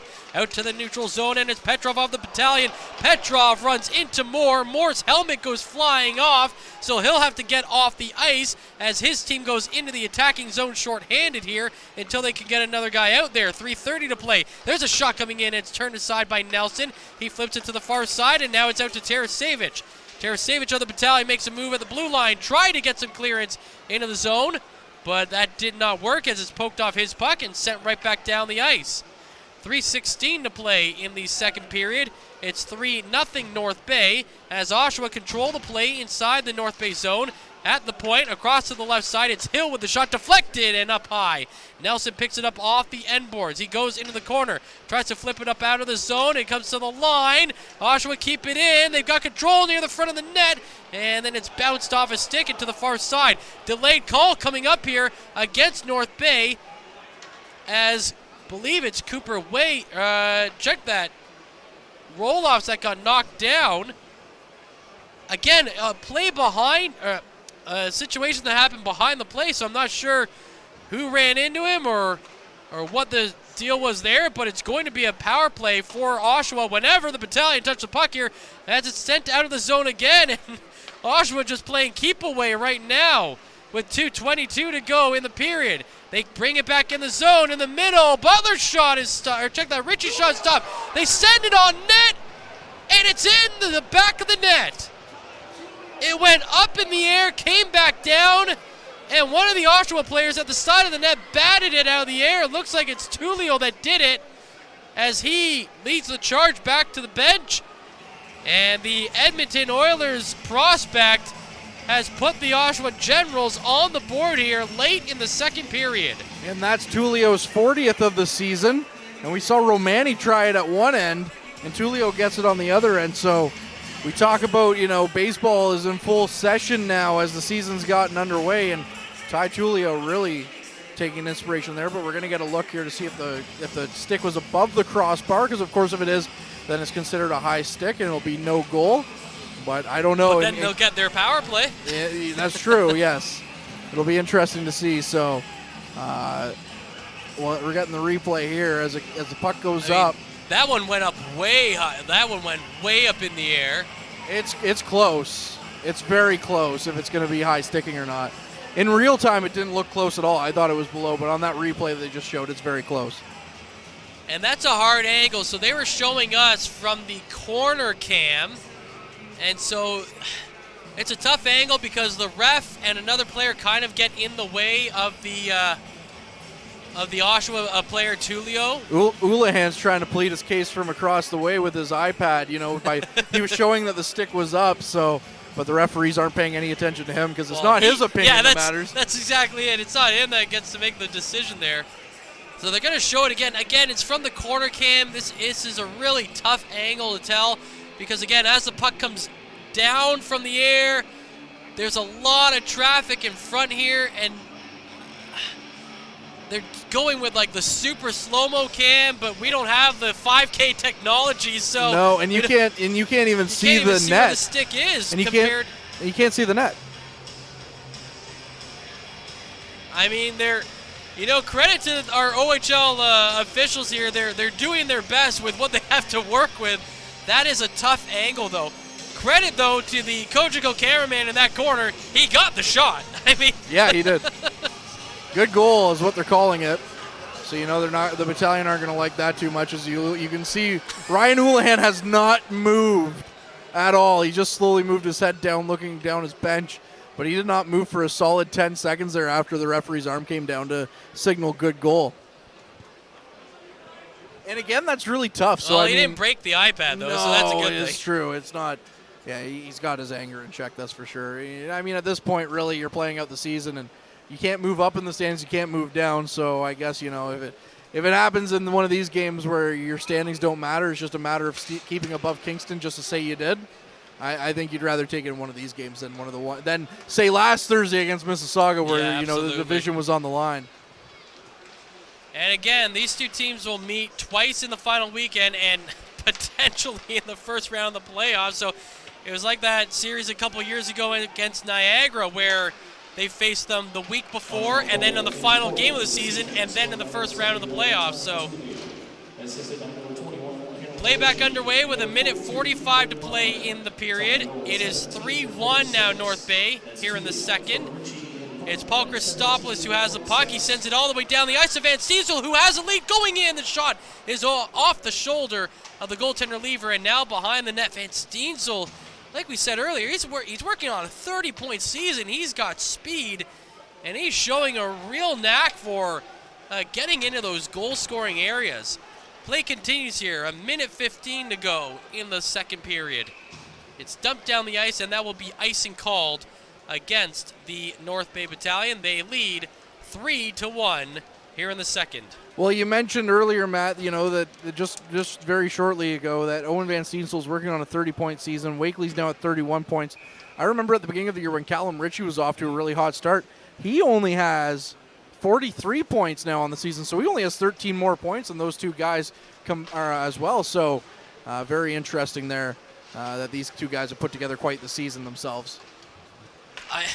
Arguably, I don't even think it's arguably. This is the best rookie class that we've seen here in North Bay. Yeah, absolutely, and of course it is a double cohort, so it is a little bit different. That's true, yeah. Those stats might be slanted for a few years to come anyway, but I think regardless, that 2020 class would have been special anyways. Down the ice, the Generals coming in with speed. They try to play it on net. That's deflected away, but they control the puck. McKinney with it, trying to play it into the corner. Out in front, poke check save made by Verbetic to the point. Across to the left side, Moore. His shot comes in. Save made by Verbetic as he plays it off his chest into his glove. And now some more rough stuff happening in front of the North Bay net. The officials get involved and clear everyone out of the area. 22.9 seconds remaining in the second period. 3-1 North Bay lead, and they're also up 22-21 in the shot category. Yeah, the Battalion doing a lot of their damage here around the midway point of this period as they scored with 2 goals within a minute or less than a minute. So the Battalion definitely doing the offensive heavy lifting here in the second period. Just got to make sure that you don't let Oshawa get back in as they cracked open the door a little bit with that quick goal from Tullio. Off the draw, Tullio to the middle, back to Tullio, walking in the shot. Glove save made by Joe Verbetic, flashing the leather on that one. What a great save by Jumbo Joe in net there with his glove. Very calm and everything that he made that save, and he looked like he was a veteran doing it as well. But you also have to remember he is kind of a veteran in this league, even though this is only his second real year in the OHL, but it would have been his third had everything gone how they normally go. Montreal Canadiens prospect, certain to see time at their training camp next year. Shot comes in, Verbetic turns it aside, plays it in the near side corner. 5 seconds to go in the period. Oshawa right in front of the net, backhand chance, stop, rebound chance is denied as well. Somehow Joe Verbetic gets a piece of it to send the puck wide, and Joe Verbetic has kept his team up by 2 goals, and there's a bit of a stare down between Joe and the rest of the team saying, all right, are we done yet? Can I get a little assistance here, please? Yeah, am I allowed to breathe a little bit, boys? And that was a wild way to finish that period for Joe in the net. For sure, and he'll get 18 minutes here to breathe a little bit calmer during the second intermission for the Battalion as they're up 3-1. But we'll dive into the stats a little bit more here with Mr. Bob Coles and Derek Lindemann to take you through your second intermission. Bob. Thank you very much. And yes, Interesting second period, lots of offense, as we had 3 goals in that period. The shots were 17-11 Oshawa, so a more wide open period. Oshawa out shooting North Bay actually 24-22, despite the 3-1 lead for the Battalion. The power plays in the game, 0 for 1 for Oshawa, 2 for 3 for the Battalion. Really the difference in the game. And faceoffs won 26-16 in favor of the Oshawa Generals. The goals in the game, Mitchell Russell is 41st in the first period from Brandon Coe and Grayson Ladd at 16:07. First of 2 North Bay power play goals. Avery Winslow's 4th from Mitchell Russell and Brandon Coe. So that's the 99th point of the year for Russell. North Bay's second power play goal. That was at 9:57. Then 26 seconds later, Dallin Wakely's 18th from Liam Arnsby and Owen Van Steensel. And then Ty Tullio making it a 3-1 game with his 40th of the year from Callum Ritchie and Cameron Butler at 17:46. Penalties in that period, there were 2, 1 for each team. Alexander Lucan for interference at 6:10. And Blake Smith for roughing at 8:37. So the score is 3-1 Battalion. Derek Lindemann, as I think Zach Bertina's on the ice taking part in a competition right now, former North Bay Battalion player. But talk about that second period, a little more wide open than we expected. A little bit more wide open. It was a lot more wide open. The speed. I went down to ice level to catch a little bit of the action, a little closer up, and the speed down there is a little bit different than what we think it is up here. But definitely, North Bay Battalion got out to another quick start there in that second period, capitalizing twice in the matter of just 26 seconds to go up by a score of 3-0. But then the Generals capitalized on a bouncing puck and a delayed penalty to cut back into that lead. But just the atmosphere down below and seeing those hits up close, these guys look like they're ready for some playoff action as they are setting up nicely. We already know they're gonna finish second in the Eastern Conference. Yet to know really who their opponent is. The possibilities are these Oshawa Generals, who are currently sitting in the 6th position, the Ottawa 67s, who are in 7th, or the Peterborough Petes even, who are in 8th. That Ottawa and Peterborough teams are both deadlocked at 62 points apiece, and the Oshawa Generals only 2 points ahead as we enter this final weekend, Bob. Well, we're waiting for word from Adam Dennis. Oh, I see. He's. I thought we were doing it downstairs, but he's on his way up, so he'll be here in a second. So sorry about that. Sorry about that, people. But let's talk about the importance of Adam Dennis right now, charting a future for the Battalion with a priority selection coming up in a couple weeks. Yeah, I know a couple weekends ago he was down in Toronto catching that OHL Cup in person. One of the few opportunities that you are able to watch all the best 16-year-olds and even Misa, the best 15-year-old who just recently got exceptional status. That player is definitely off the radar, but you've got to do your homework if you want to hit late in that first round and pick up a player that you really want in that OHL draft. You know, it's definitely hard work, but it's nice when you can see all those kids in one setting, such as the OHL Cup. So we've been putting Adam Dennis, the team's GM, on a wild goose chase here. It's good you're in good shape because you finally got back up here. So the radio can't pick up my huffing and puffing. No, you're sounding great. And what about tonight's game? It's got that, playoff feel, a little harder hitting maybe than usual. Both teams really trying to, make their presence felt in the game, and pretty good one so far for both teams. I mean, it's a hard game out there. Absolutely, and I think we know what to expect when we play Oshawa. They're a good team. They've got a lot of players that can hurt you, and they play a physical brand of hockey. So we're lucky enough that we could convert on the power play tonight a couple times, and I think that's the difference so far. So the priority selection coming up in a couple of weeks.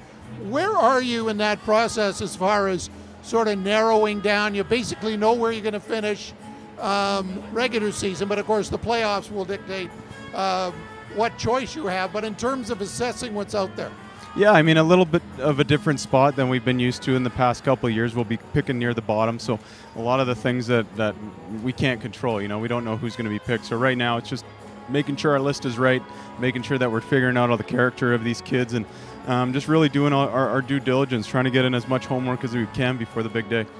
we talked about this yesterday, but in the last couple of drafts you've had, you picked a lot of leaders, a lot of guys who were leaders on their teams at their previous level. Why is that so important to the organization to draft those types of kids?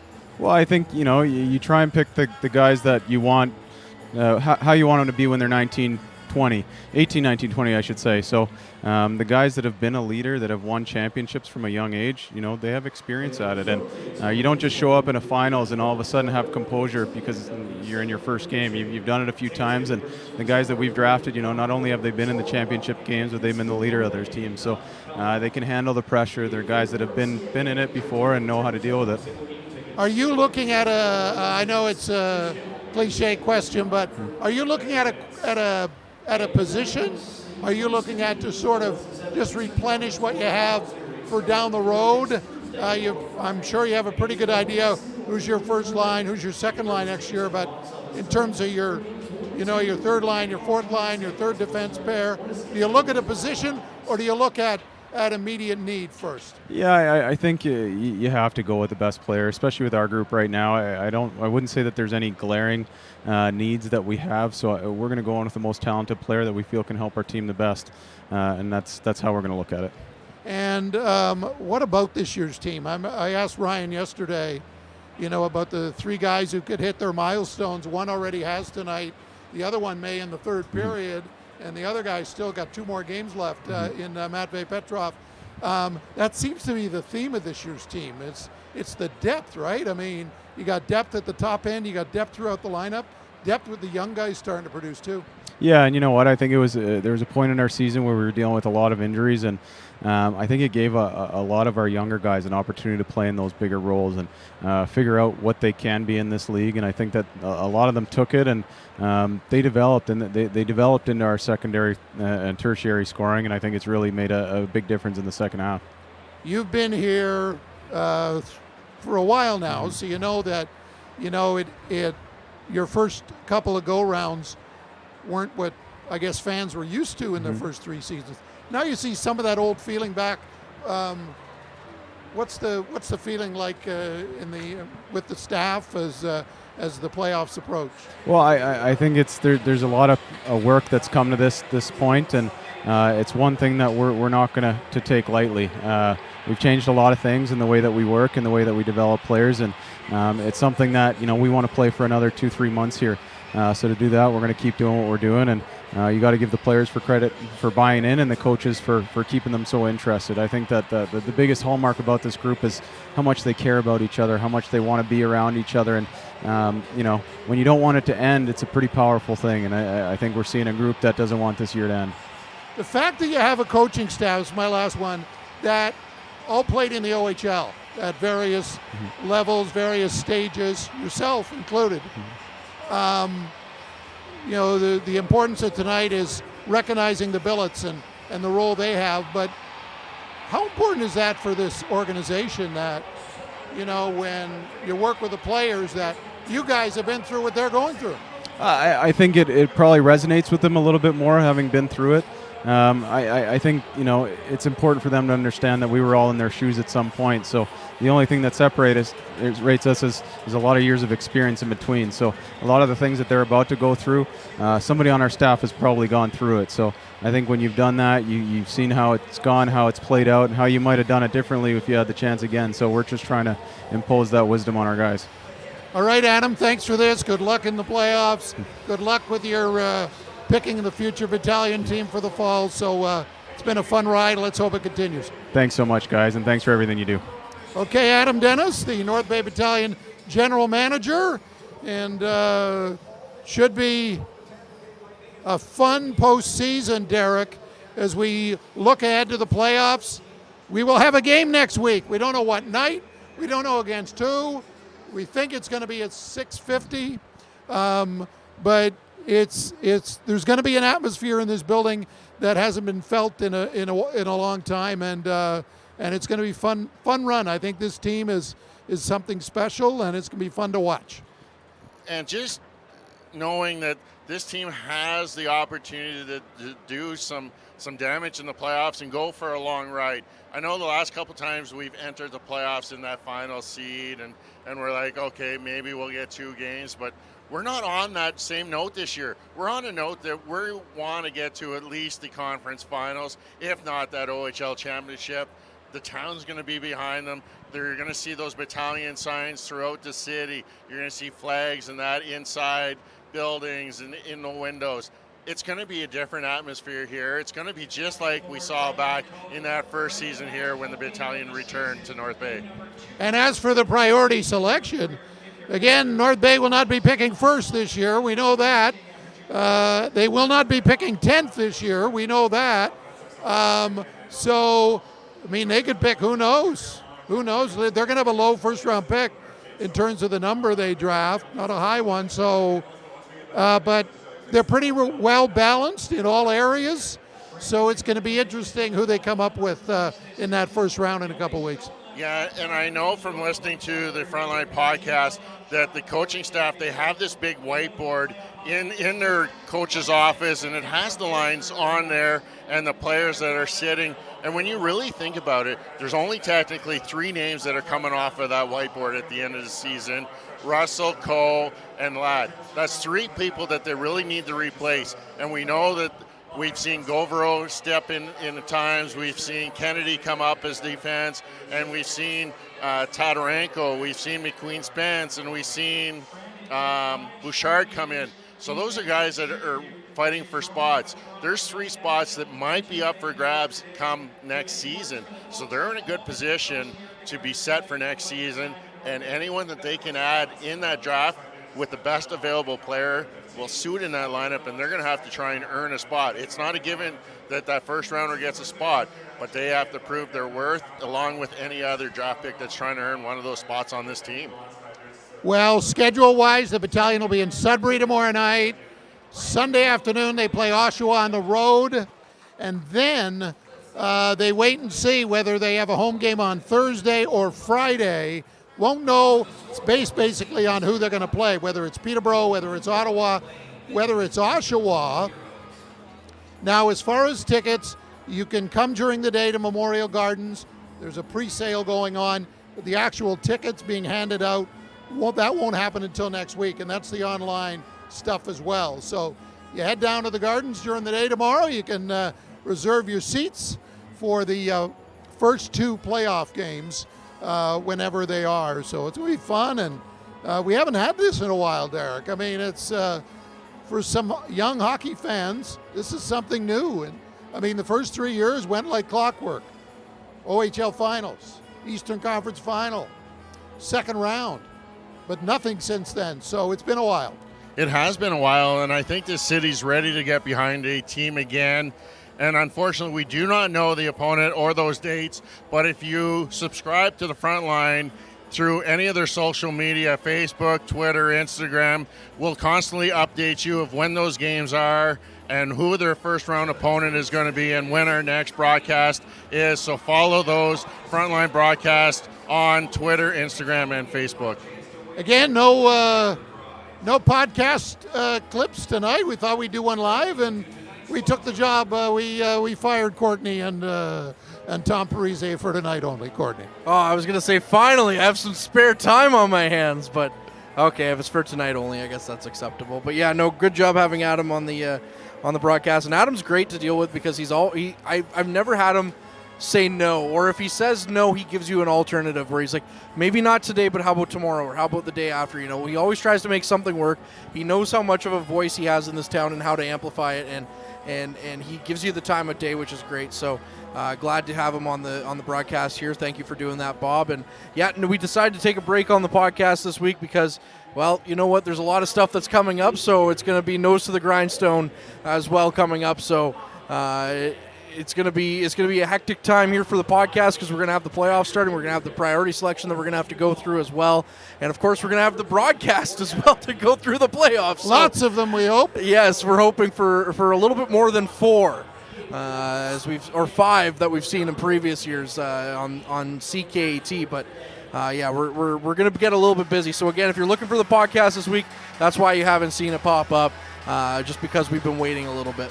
And the best way to do it, wherever you get your podcast, then hook it up, the Frontline podcast with Courtney and Tom. And of course, we'll have game day broadcasts of all the home games as the Battalion begin their playoff run late next week. 3-1 the score if you're just joining us. And before I throw it, one of the advantages going to these weekly scrums is, and yesterday was like one of those relaxing days. It's not usually relaxing. There's always a game. There's always a little more relaxing yesterday. They were getting the guys who were coming back were getting their skates fitted for next year. So always on the future, always positive, and lots of good stuff there. And it just impresses upon me that everything is about team with his team, whether it's the coach's decisions, player acquisitions, who plays on what line, what are the defense pairings, who's in goal. It's so team-oriented, and it's just wonderful to see every time you go down there. So it's really refreshing this year. It's been a great year, and let's hope we have many more games here like this one tonight. Third period about to begin.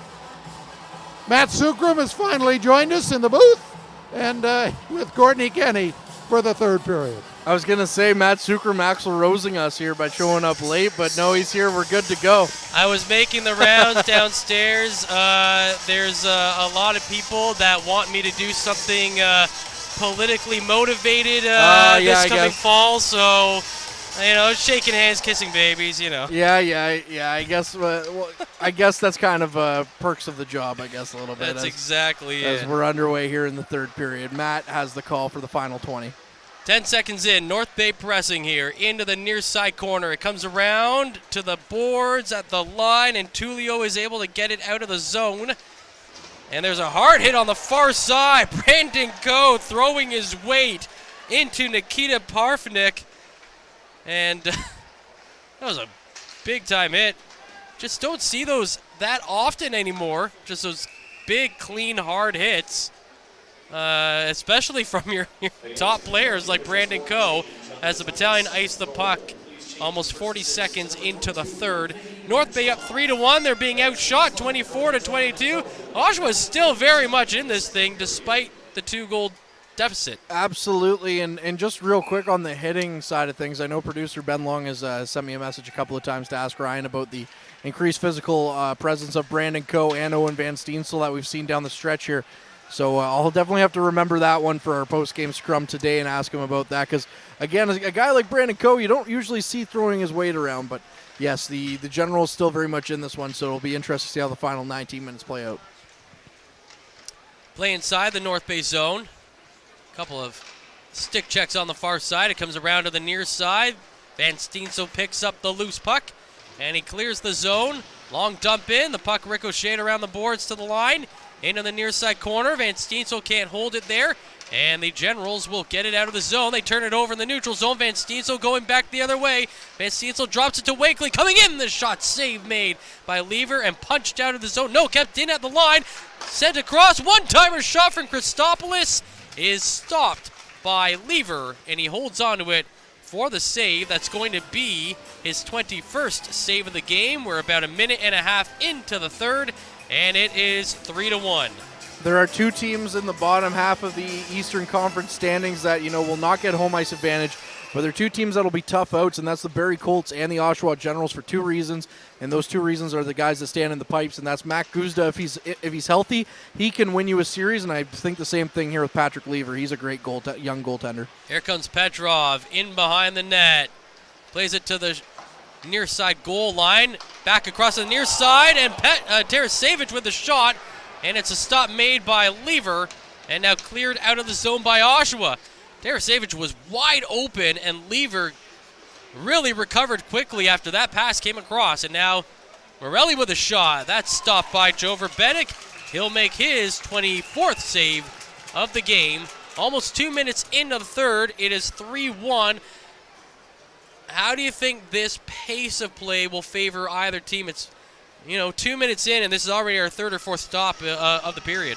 Well, in the first half of the game with the North Bay Battalion, that top line of Coe, Jackson, and Russell basically had their way with the Oshawa Generals because of the quick pace to the game. They were able to get in and out and dissect the defense, and really, when Coe and Jackson and them are doing their nifty little moves, and as a stick comes out on the ice now at the Oshawa bench, so they have to get back off, or else they might have been a problem.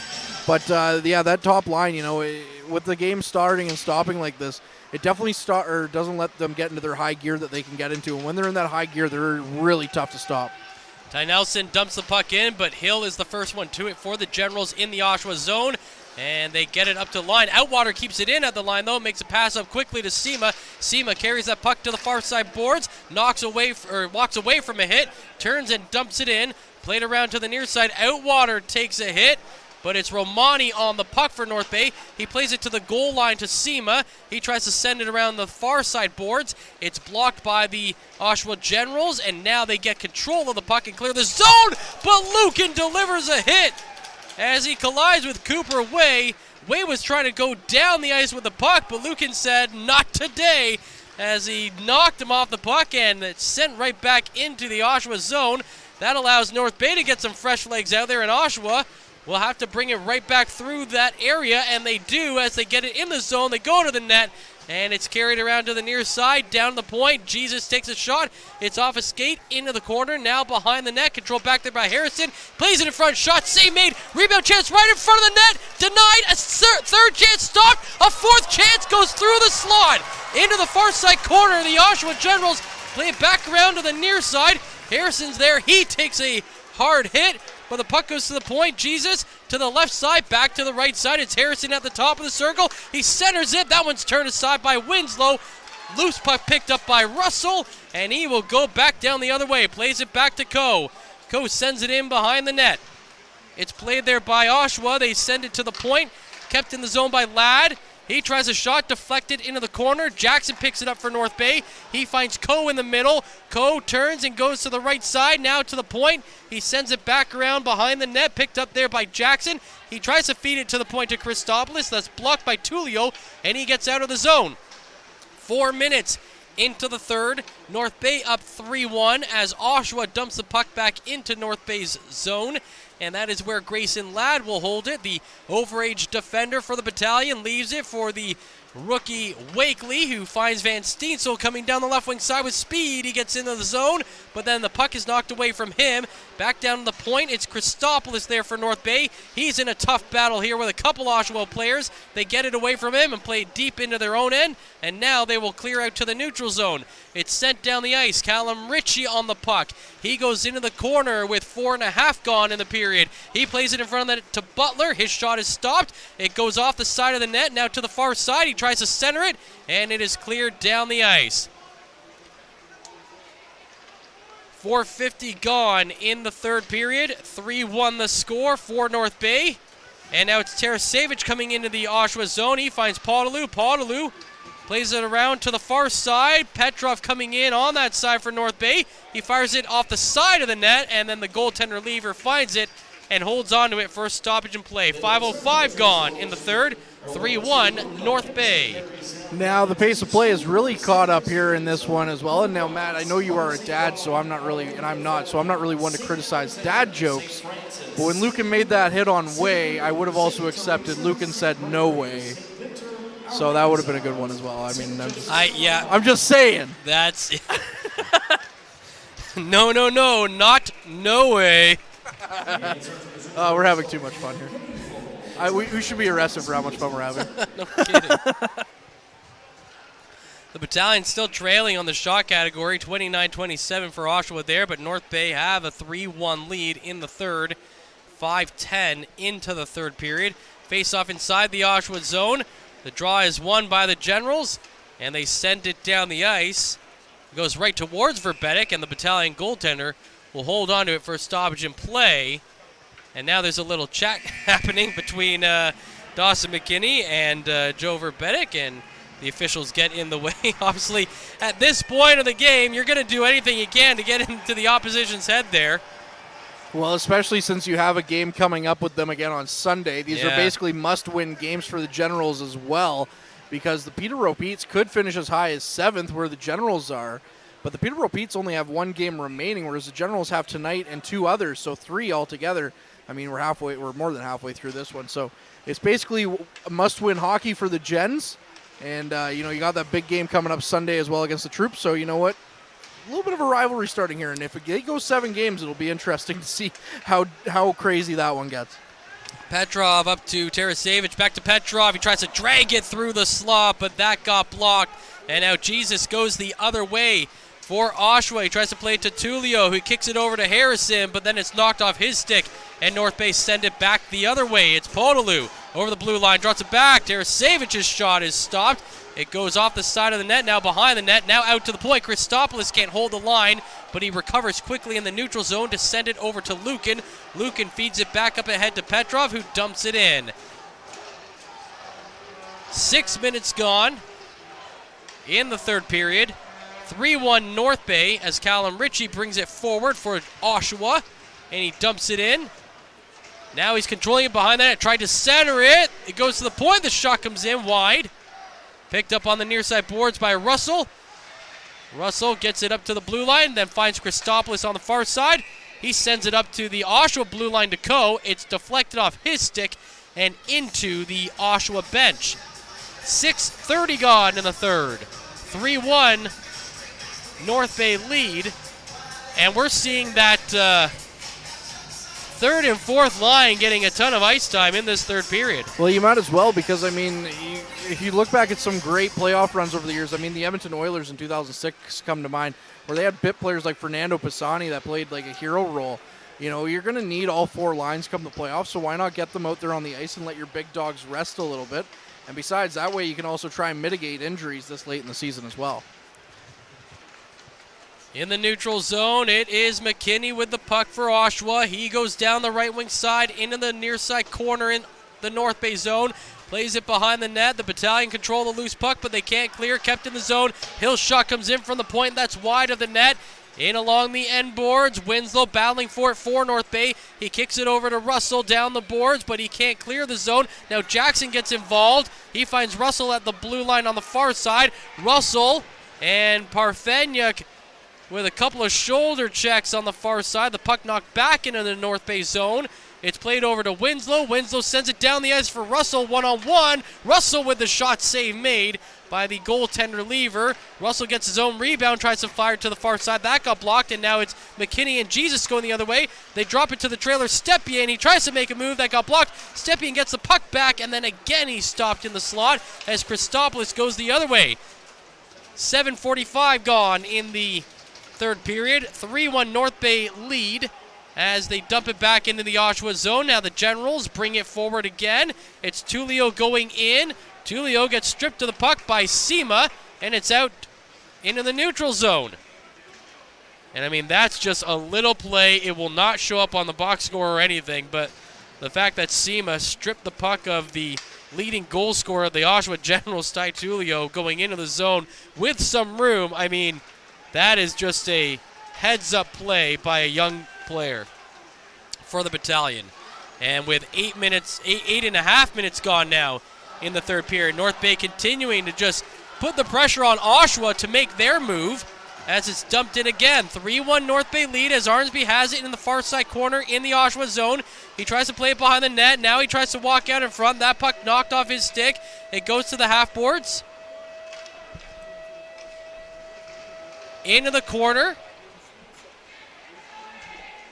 Arnsby still controlling it back there. Taking off his stick. Now played to the point. Lukin fires it in, and the goaltender Lever will hold on to it for a stoppage and play. 8:58 gone in the third. 3-1 North Bay. Talking about that fourth line of the Battalion, especially with Sema, making that big play to strip Tullio of the puck, Matt. That's 3 players of the Battalion are very, very excited about, and that's their 3 top picks here in the 2021 OHL priority selection. That's Owen Outwater, Nick Sema, and Anthony Romani. Romani off the draw gets a shot in on net, and a save is made by the goaltender Lever. And when you look at that bottom line, too, of Outwater, Romani, and Sema, all three of them have been playing fantastic, but you know that one of them has to come out of the lineup with Kyle McDonald's imminent return tomorrow. Yeah. It's kind of unfair. And, but that's what you want. As a head coach, you want that to be an actual hard decision. 9:10 gone in the third. The Oshawa Generals win another defensive zone draw and get it out of the zone. That's got to be probably one of the most frustrating things for this Oshawa coaching staff is the little things, the peripherals. The Generals have done a great job at as the Battalion are going to get called for icing here. Again, well, you know what? North Bay in this period has done a much better job in the face-off circle, but overall Oshawa up 28-22 in that category. Just haven't been able to use it. But on the flip side, they've won a lot of defensive zone draws, so you win the puck, then you've got to get it out, and then you've got to go 200 feet the other way. So, it's game of give and take in that instance. Yeah, absolutely, as we're getting a timeout here. Just waiting to see. The Battalion are taking the timeout here just before the midway point of the period. But yeah, they iced the puck, so I think yeah, Ryan Olean wants to give that group some rest there. But you look at the Battalion and you look at their shots in this period, 8-5, and they're now up 30-29 over the Generals. But the Generals have done a great job of winning the faceoffs, but like you said, a lot of them are coming in the defensive end, so it is tough to get it all the way down 200 feet, especially when you're looking at guys like Brandon Coe and Kyle Jackson and those guys that can get the puck off your stick when you're not even paying attention, or don't think of it, don't even take your attention off that bottom line. Like you mentioned, Nick Sema stripping the puck of Tullio. That's a good little feather in his cap as well, because this is an NHL drafted player and the captain of the Oshawa Generals that you just stripped the puck of and made look like he was the rookie and you were the veteran. So good for Sema, and this Battalion team is making things really difficult on Oshawa. What they've done, especially in the latter half of this season, is make you earn your ice in all three zones. Tullio taken down behind the net as he gets tied up with Nelson, and the puck is cleared out of the North Bay zone. Picked up by Tullio in the neutral zone and fired right back in. Nelson plays it off the back of the net, and the Battalion will get it cleared out to the neutral zone again. Halfway through the third, North Bay up 3-1 as it's dumped back into the North Bay zone. Played into the corner. Winslow takes a hit. Tullio towards the net. Now he skates behind the net. Takes another hit from Nelson, but controls the puck. He leaves it on the half-boards for Gagne, who plays it in behind the net. Taken away by Petrov. And Petrov will hold it as that line will change for Oshawa. So Petrov has lots of room to work with as he skates through the neutral zone, goes over the blue line, takes a shot that's high. Off the glass, played in on the half-boards and cleared out of the zone. Stepien trying to carry it down the ice. He drops it back for McKinney. Coming in over the blue line into the corner, in behind the net. McKinney down the left wing now. Stops on the boards, plays it to the goal line. Pass comes out in front, and breaking up the play is Mitchell Russell. He just tracked that puck and snuffed that play out. The veteran Mitchell Russell seeing an opportunity there, but he lost the puck in the neutral zone, but again, breaking up that play as it was happening in the defensive zone. 11 minutes gone in the third. There's a play in front of the North Bay net. Stepien can't get a shot off as it's taken away by Christopoulos. He finds Russell coming down the left wing. Pass across the goal. Makes a move in front, but lost control of the puck just as he was trying to get the shot away. 8:40 remaining in the third. North Bay up 3-1. It's Brandon Coe with control. Under the right side circle. Takes a shot, deflected off a stick. In behind the net. Russell's there. He leaves it for Coe behind the net. He walks down the near side boards, goes to the middle. Coe takes a shot. That's high. Stepien behind the net gets upended by Lukin.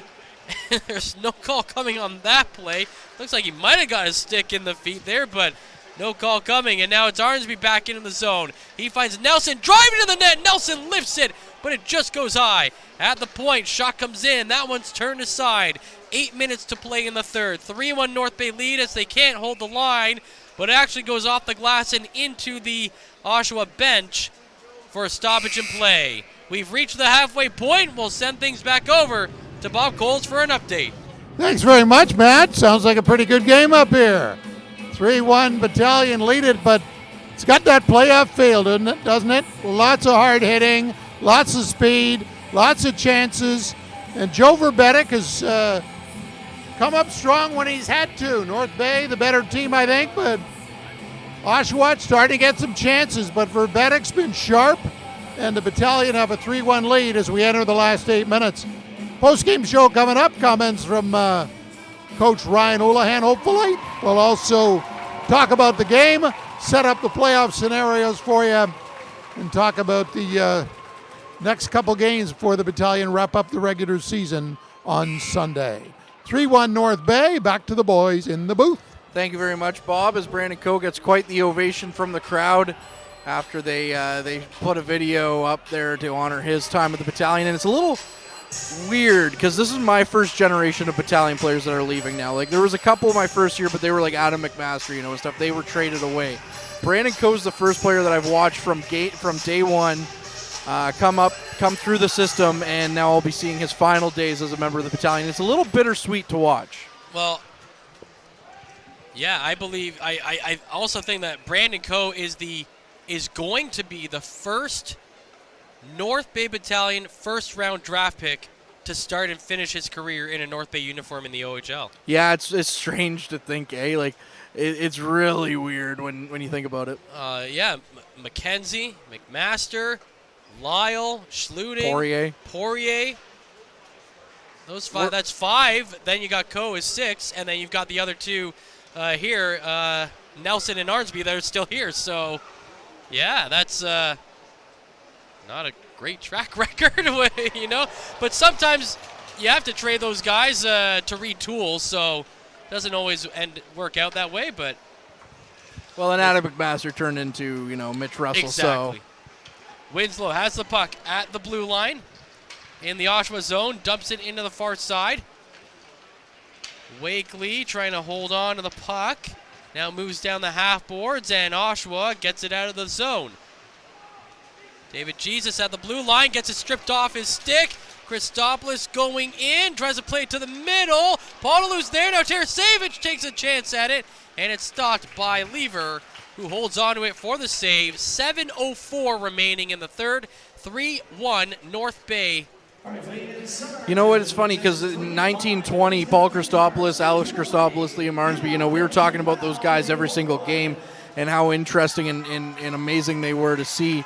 We knew that they were the next North Bay Battalion team, whereas now Paul Christopoulos is on the third pairing, and I have to say we haven't talked about him a lot this year, but he has had a very strong game, especially in this third period against this Oshawa Generals club.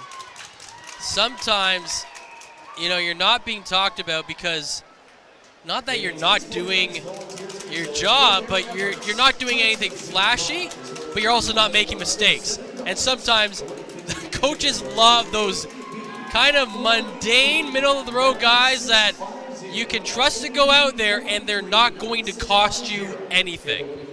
Yeah, and you know what? And you've really been able to see his maturity level because there was a couple of times his rookie year that he took slew footing penalties and was suspended. That's right. Or he threw the puck over the glass after getting scored on.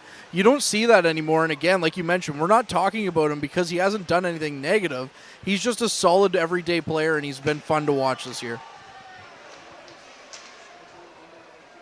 6.5 to play in the third. North Bay up 3-1. They turn the puck over behind their own net. Titulio with control of the puck. He plays it back behind the net for Butler back there. He carries it to the near side boards. Holding it in the corner. That scrum continues. Christopoulos is down there trying to get it free. They send it to the point. Morelli is there. His shot is blocked, and now a long stretch pass trying to get it out to Petrov, but it's stopped. However, Parfenyuk knocked the puck down out of the air, and it will be high sticking called against Oshawa. 2,464 of the seventh man here to take in this game. And, of course, you hope that number jumps up drastically with the first round of the playoffs around the corner next week, starting either on Thursday or Friday. The opponent has yet to be decided. It could be the Oshawa Generals, could be the Ottawa 67s, could be the Peterborough Petes. Either way, there's going to be a lot of mileage coming into the bus of the North Bay Battalion coming up. And correct me if I'm wrong, but I believe they're going to be playing games back-to-back, at least through the first round of the playoffs, or have they decided not to do that? I haven't seen anything on that, so Okay. I can't give you an answer. Bob might know more than I, and I would be interested to know myself. He's usually the guru, the scheduling guru, right? Yeah. So Jackson plays it to Lucan, coming into the zone with 5.5 remaining in the third. North Bay looking to expand on the 3-1 lead as Lucan has it in the corner.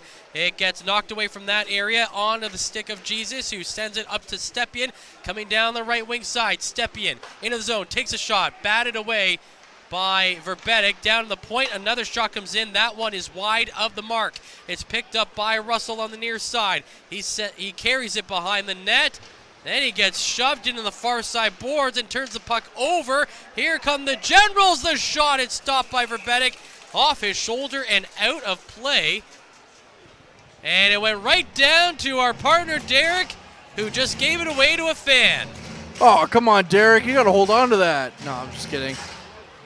Or at least bring it up here for Matt. Yeah, exactly. I mean, I got kids. Yeah, exactly. I mean, we're not going to talk about the fact that you would hold on to it and not give it to your kids, but there's that. Playback underway. It's cleared out of the zone by the battalion. Van Steensel has the puck in the neutral zone. Down the right wing side, flips it off the boards and plays it in behind the net, around to the near side to Arnsby. The North Bay captain takes a hit, but flips it into the corner. That's where Van Steensel holds it now. Arnsby trying to help him out. Arnsby turned around and just shoved Gagne in the mouth with a cross check, and no call coming there. 4.5 to play here in the third. North Bay up 3-1. It's Tullio centering, and it jumps past the stick of Leighton Moore, who was set up in the hash marks. Moore again on the puck at the blue line. He flips it into the corner. Christopoulos is there to try to get it out of the area, but he turns it over. Harrison in front of the net. Takes a shot, save made by Verbetic.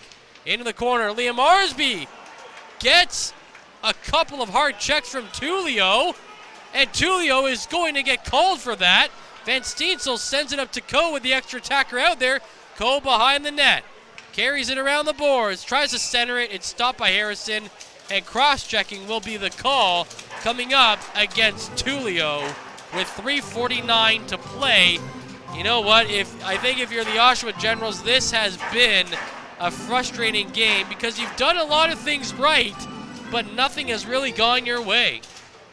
Yeah, it's been a tough game for the Generals, and they got to hold their heads high on this one, especially going into Sunday, where they're going to have another chance to face off against this battalion team. But instead, now they're going to have to kill off this power play, which is proudly supported by the Noah Strong campaign and 90% of Ontarians support organ donation. However, only 35% are registered. Imagine what could happen if those numbers evened out a little bit. It'd be quite amazing the lives that could be saved. Playback underway. North Bay on their fourth power play of the game. They're 2 for 3 tonight. Coe on the right side boards. Sends it behind the net for Jackson. Back to the half boards to Coe. Off his skate and then cleared out of the zone. Nelson gets it back quickly. He plays it over to the near side to Petrov. Petrov plays it back to Nelson at the North Bay blue line. And Nelson carries it up to the Oshawa blue line. He finds Jackson, who finds Coe on the left. Check that, Petrov on the left side. Petrov flips it in front of the net, but Jackson's deflection is stopped by the goaltender Lever, and now it's a 2-on-1 the other way for Oshawa. It's McKinney down the right side, and he gets stopped on the back check by Matvei Petrov, who hustles about 150 feet the other way to block McKinney from even getting a shot off. That's a second straight game that we've seen here at Memorial Gardens late in the game where Matvei Petrov is making a stellar defensive play. Now Butler coming in for Oshawa, and he gets denied by Verbetic. Playback underway as the puck is cleared out of the zone. Moore with control to the near side to Jesus, back to Moore, and the Oshawa Generals are just trying to kill some time on the penalty kill while also trying to figure out what the strategy is going to be in the last 2 minutes. They're down by 2, 3-1 North Bay, as we have now reached the final 2 minutes of this game.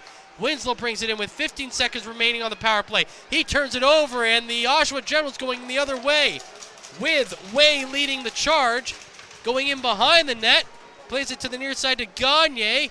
Gagne drops it to Morelli. His shot goes off his skate, comes back out to the neutral zone, and it's back to 5-on-5 play. It's dumped in. The goaltender Lever leaves his net, and they get an extra attacker out there, but Tarasevic has the puck for North Bay, and he dumps it down the ice.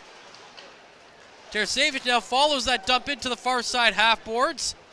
Petrov's trying to help him out. The puck goes behind the net. Potalou's there. Remember, the net is empty. There's a hard hit. Potalou takes all of it. Then Potalou dishes it right back. Shot from behind the blue line from Nelson, and it's fired in just wide. 1:10 remaining here in the third. Nelson with the puck in the neutral zone. He sends it back in, but it's stopped by Tullio in front of the net. Tullio tries to pass across the zone. It's feathered over. The Battalion get in front of it. They try to send it in again, but it's blocked by Layden Moore. Under a minute to go. And the Battalion holding on to this 3-1 lead, looking for the empty netter to seal it.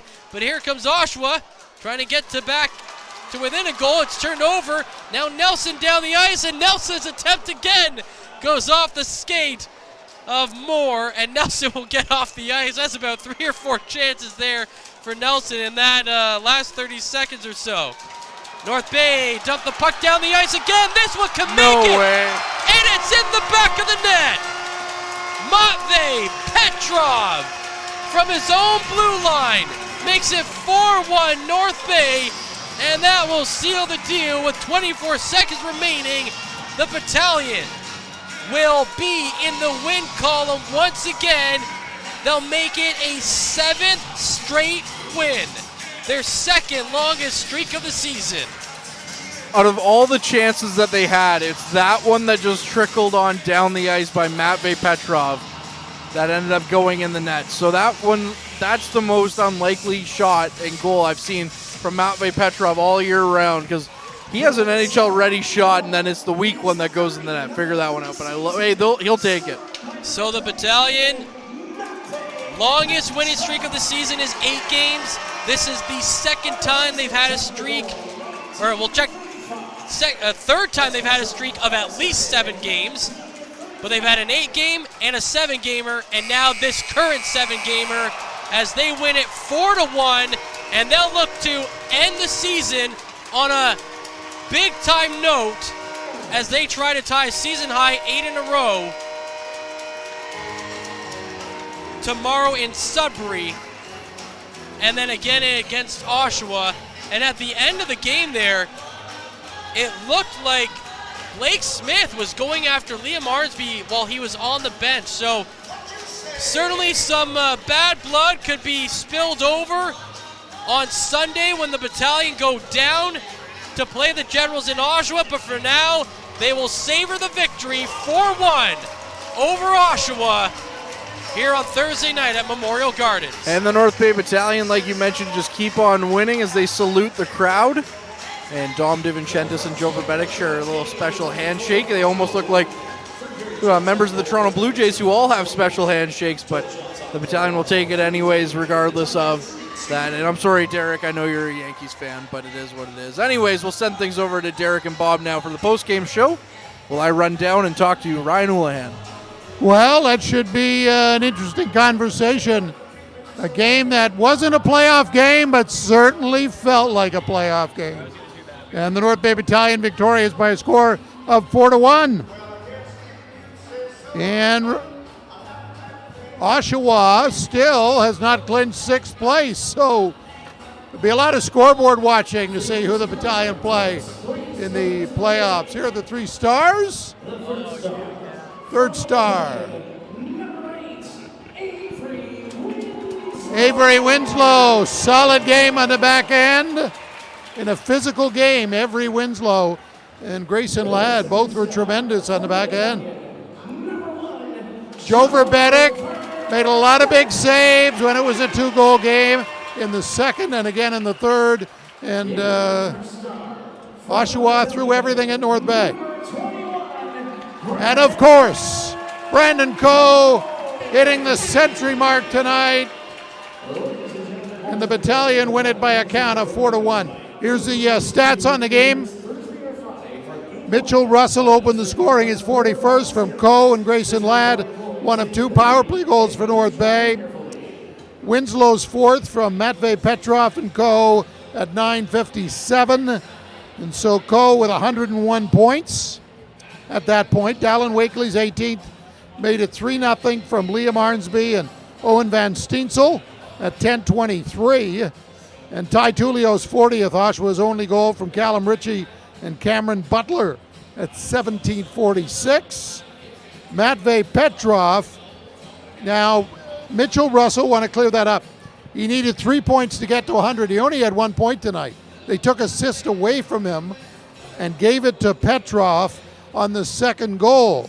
So Russell has 98 points, and Petrov's 39th unassisted.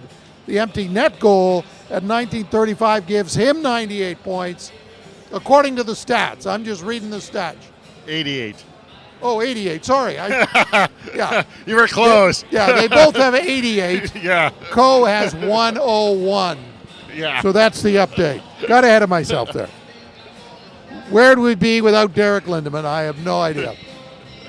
But where were we? Okay. So Petrov's 39th, the empty net goal at 19:35, 4-1 North Bay. Penalties in the third, just 1. Tullio for cross-checking at 16:11. And the Battalion win it by a count of 4-1. And Derek Lindemann, they have one more game against Oshawa. That's coming up on Sunday afternoon. We'll see what that means regarding the playoff combinations. Won't really know until after Saturday's games. And before then, the Battalion have a game in Sudbury tomorrow night. But that game was a playoff feel to it. I mean, great goaltending by Verbetic, lots of physical contact by both teams, lots of scoring chances. So it's a big win for North Bay. They certainly look like a real good playoff team tonight. And I think the thing to remember is that when it comes to playoff time, it's going to take 4 solid lines. You're going to roll a lot of 5-on-5 action, so you're going to need 4 solid lines. And that's exactly what this North Bay Battalion team has been doing, is being able to roll all 4 lines, getting them in, and they're doing the things that they need to do to win games. We've seen it tonight. It wasn't really the top line doing all the scoring. We've seen it coming from the back end. Winslow picking up a goal, and even Wakely with another goal. He's now got 3 goals in all 3 games against Oshawa. He scored in every game. He sure likes playing against those Generals. But that's what it takes to win in the playoffs. You're going to see guys continue to block shots down low. Exactly what the North Bay Battalion are doing, and they're setting themselves up now for playoff hockey. Certainly a interesting win for the Battalion, and you expect sort of the relationship factor late in the game between Oshawa and North Bay. Some of those hits were hard. I mean, Podolou took a hard one from Butler near the end. There was some jawing at the end of the game. They play on Sunday. You expect that to continue then, or are they just going to sort of both teams sort of cruise into the playoffs, knowing they both have spots clinched? I think Sunday's going to determine or might be based on how these teams look to be playing each other. If they're playing against each other, that's going to be basically game 1 of a playoff series, knowing that they're going to meet within the next week a couple more times. They're not going to let their guard down. They're going to come out and prove and want to go into the playoffs with that win. If they're not going to be facing each other, it's going to be a totally different atmosphere. Guys don't want to get hurt, and you don't want to really set that tone. You want that victory to go in on a winning note, but you don't want to lose any guys in the process. The goaltending choice for North Bay could be interesting this weekend. You may see Dom DiVincentis play in both the remaining games, right? Because you got a day off.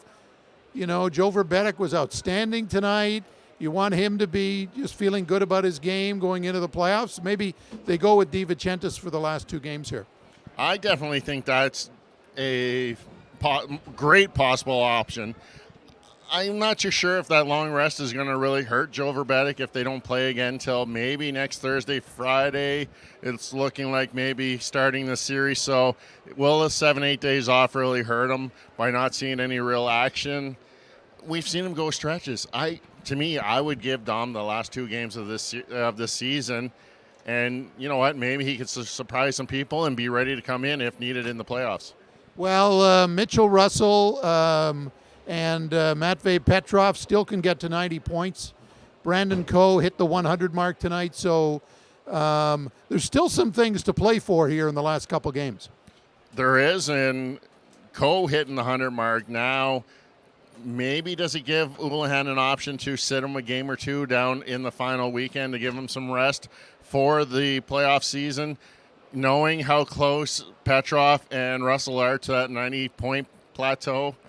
It's iffy, but I'd like to see them get that 90 points. It's a big accomplishment even in this OHL, and maybe I can't see him resting all 3 guys in any game on the weekend. Well, I think Sudbury's it's sort of a tricky game tomorrow too, because you're playing Sudbury, a team that's been eliminated from the playoffs. You know, you got to be concerned that you put now it's good they have Kyle McDonald back in there, so you know, if Sudbury wants to make it a sort of a mosh pit game, then the Battalion have to be prepared for that, don't they? I mean, Sudbury's not playing for anything, and North Bay wants to be a healthy team when the playoffs start. Yeah, you're only really getting McDonald back. The other players, Bouchard, McQueen, Spence, and Tatarenko aren't really available to you at this time of year as the junior A teams are ramping up the playoffs. We know Powassan is going to be in Game 6 tomorrow night against Hearst, so those two definitely are going to be available tomorrow night as the Voodoo's looking to even that up 3 games apiece. But you know that you're only really going to be able to sit one guy a night, and who really is it going to be? I think you might want to just teeter on Coe one night and Petrov the other, and let everyone get some reps going into the playoffs. Another guy who had a solid game tonight, I thought, was really the whole D corps had a really good game tonight. You know, Grayson Ladd, got recognized before the game. I thought he was good. Winslow got a star, well deserved. Christopoulos was steady back there. And of course, Ty Nelson, he stands out every game. So I thought the D was really good tonight. I'm going to agree with you there. I spent most of the third period in the Battalion zone on that goal line, so really paying attention to Joe Verbetic and that D corps. And Joe wasn't really tested in that third period.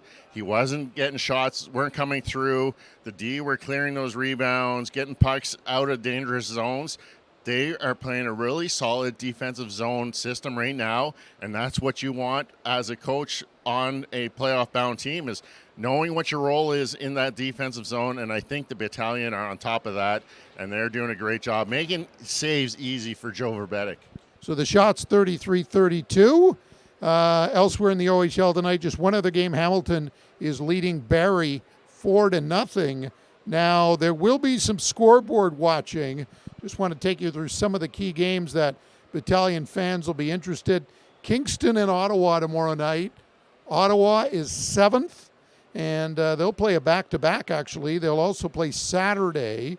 Oshawa plays Mississauga at home tomorrow night, and then they play the Battalion in their final regular season game on Sunday.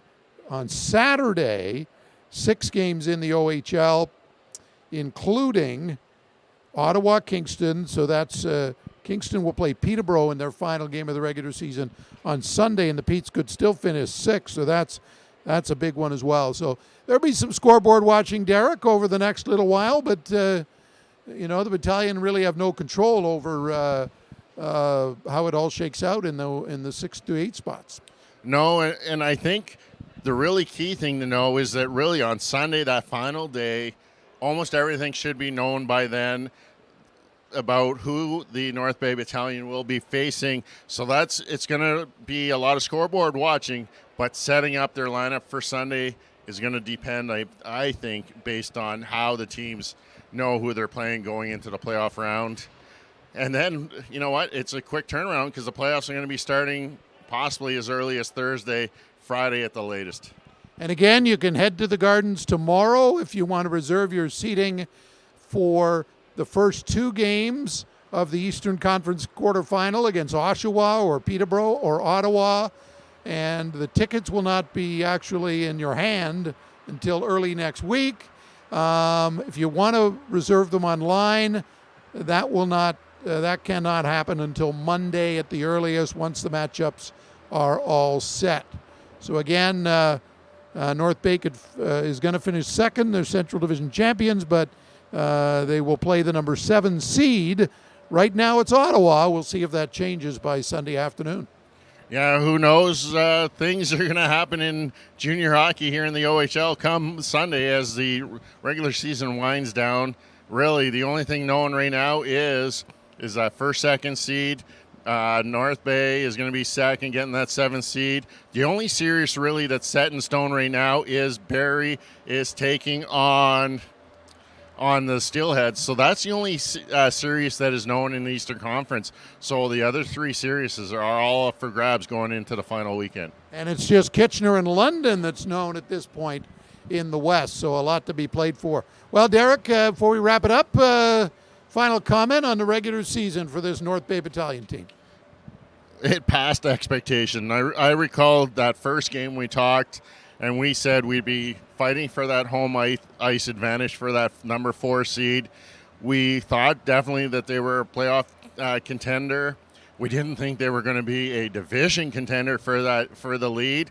They came out strong. They had that little blimp in the middle of the season, December, January, but they really turned it around, and this is an exciting team to watch. And just knowing that playoffs are around the corner, get out here and support them. They deserve your support and our support. They're a team that could go a long way, and the future is bright here at Memorial Gardens. Very bright indeed. 42 wins this year, 25 wins at home, 17 on the road with 2 road games still to go tomorrow in Sudbury and Sunday in Oshawa. And then it's the postseason, and when the battalion do begin the playoffs, we will have the first 2 games for you on these game day broadcasts. And it's been a blast this year here at Memorial Gardens, and it's hopefully going to be a loud building when the playoffs start next week. I'd like to thank Courtney Kenny. I'd like to thank Matt Sukram, of course, our producer Ben Long, Derek Lindeman, my co-host here tonight. And I'd like to thank all the battalion staff and coaches and players, and we look forward to a great run with them in the playoffs. Again, the final tonight, the North Bay Battalion 4, the Oshawa Generals 1. Derek's left the building. He's gone to get some wings. I'm Bob Coles. So long from Memorial Gardens.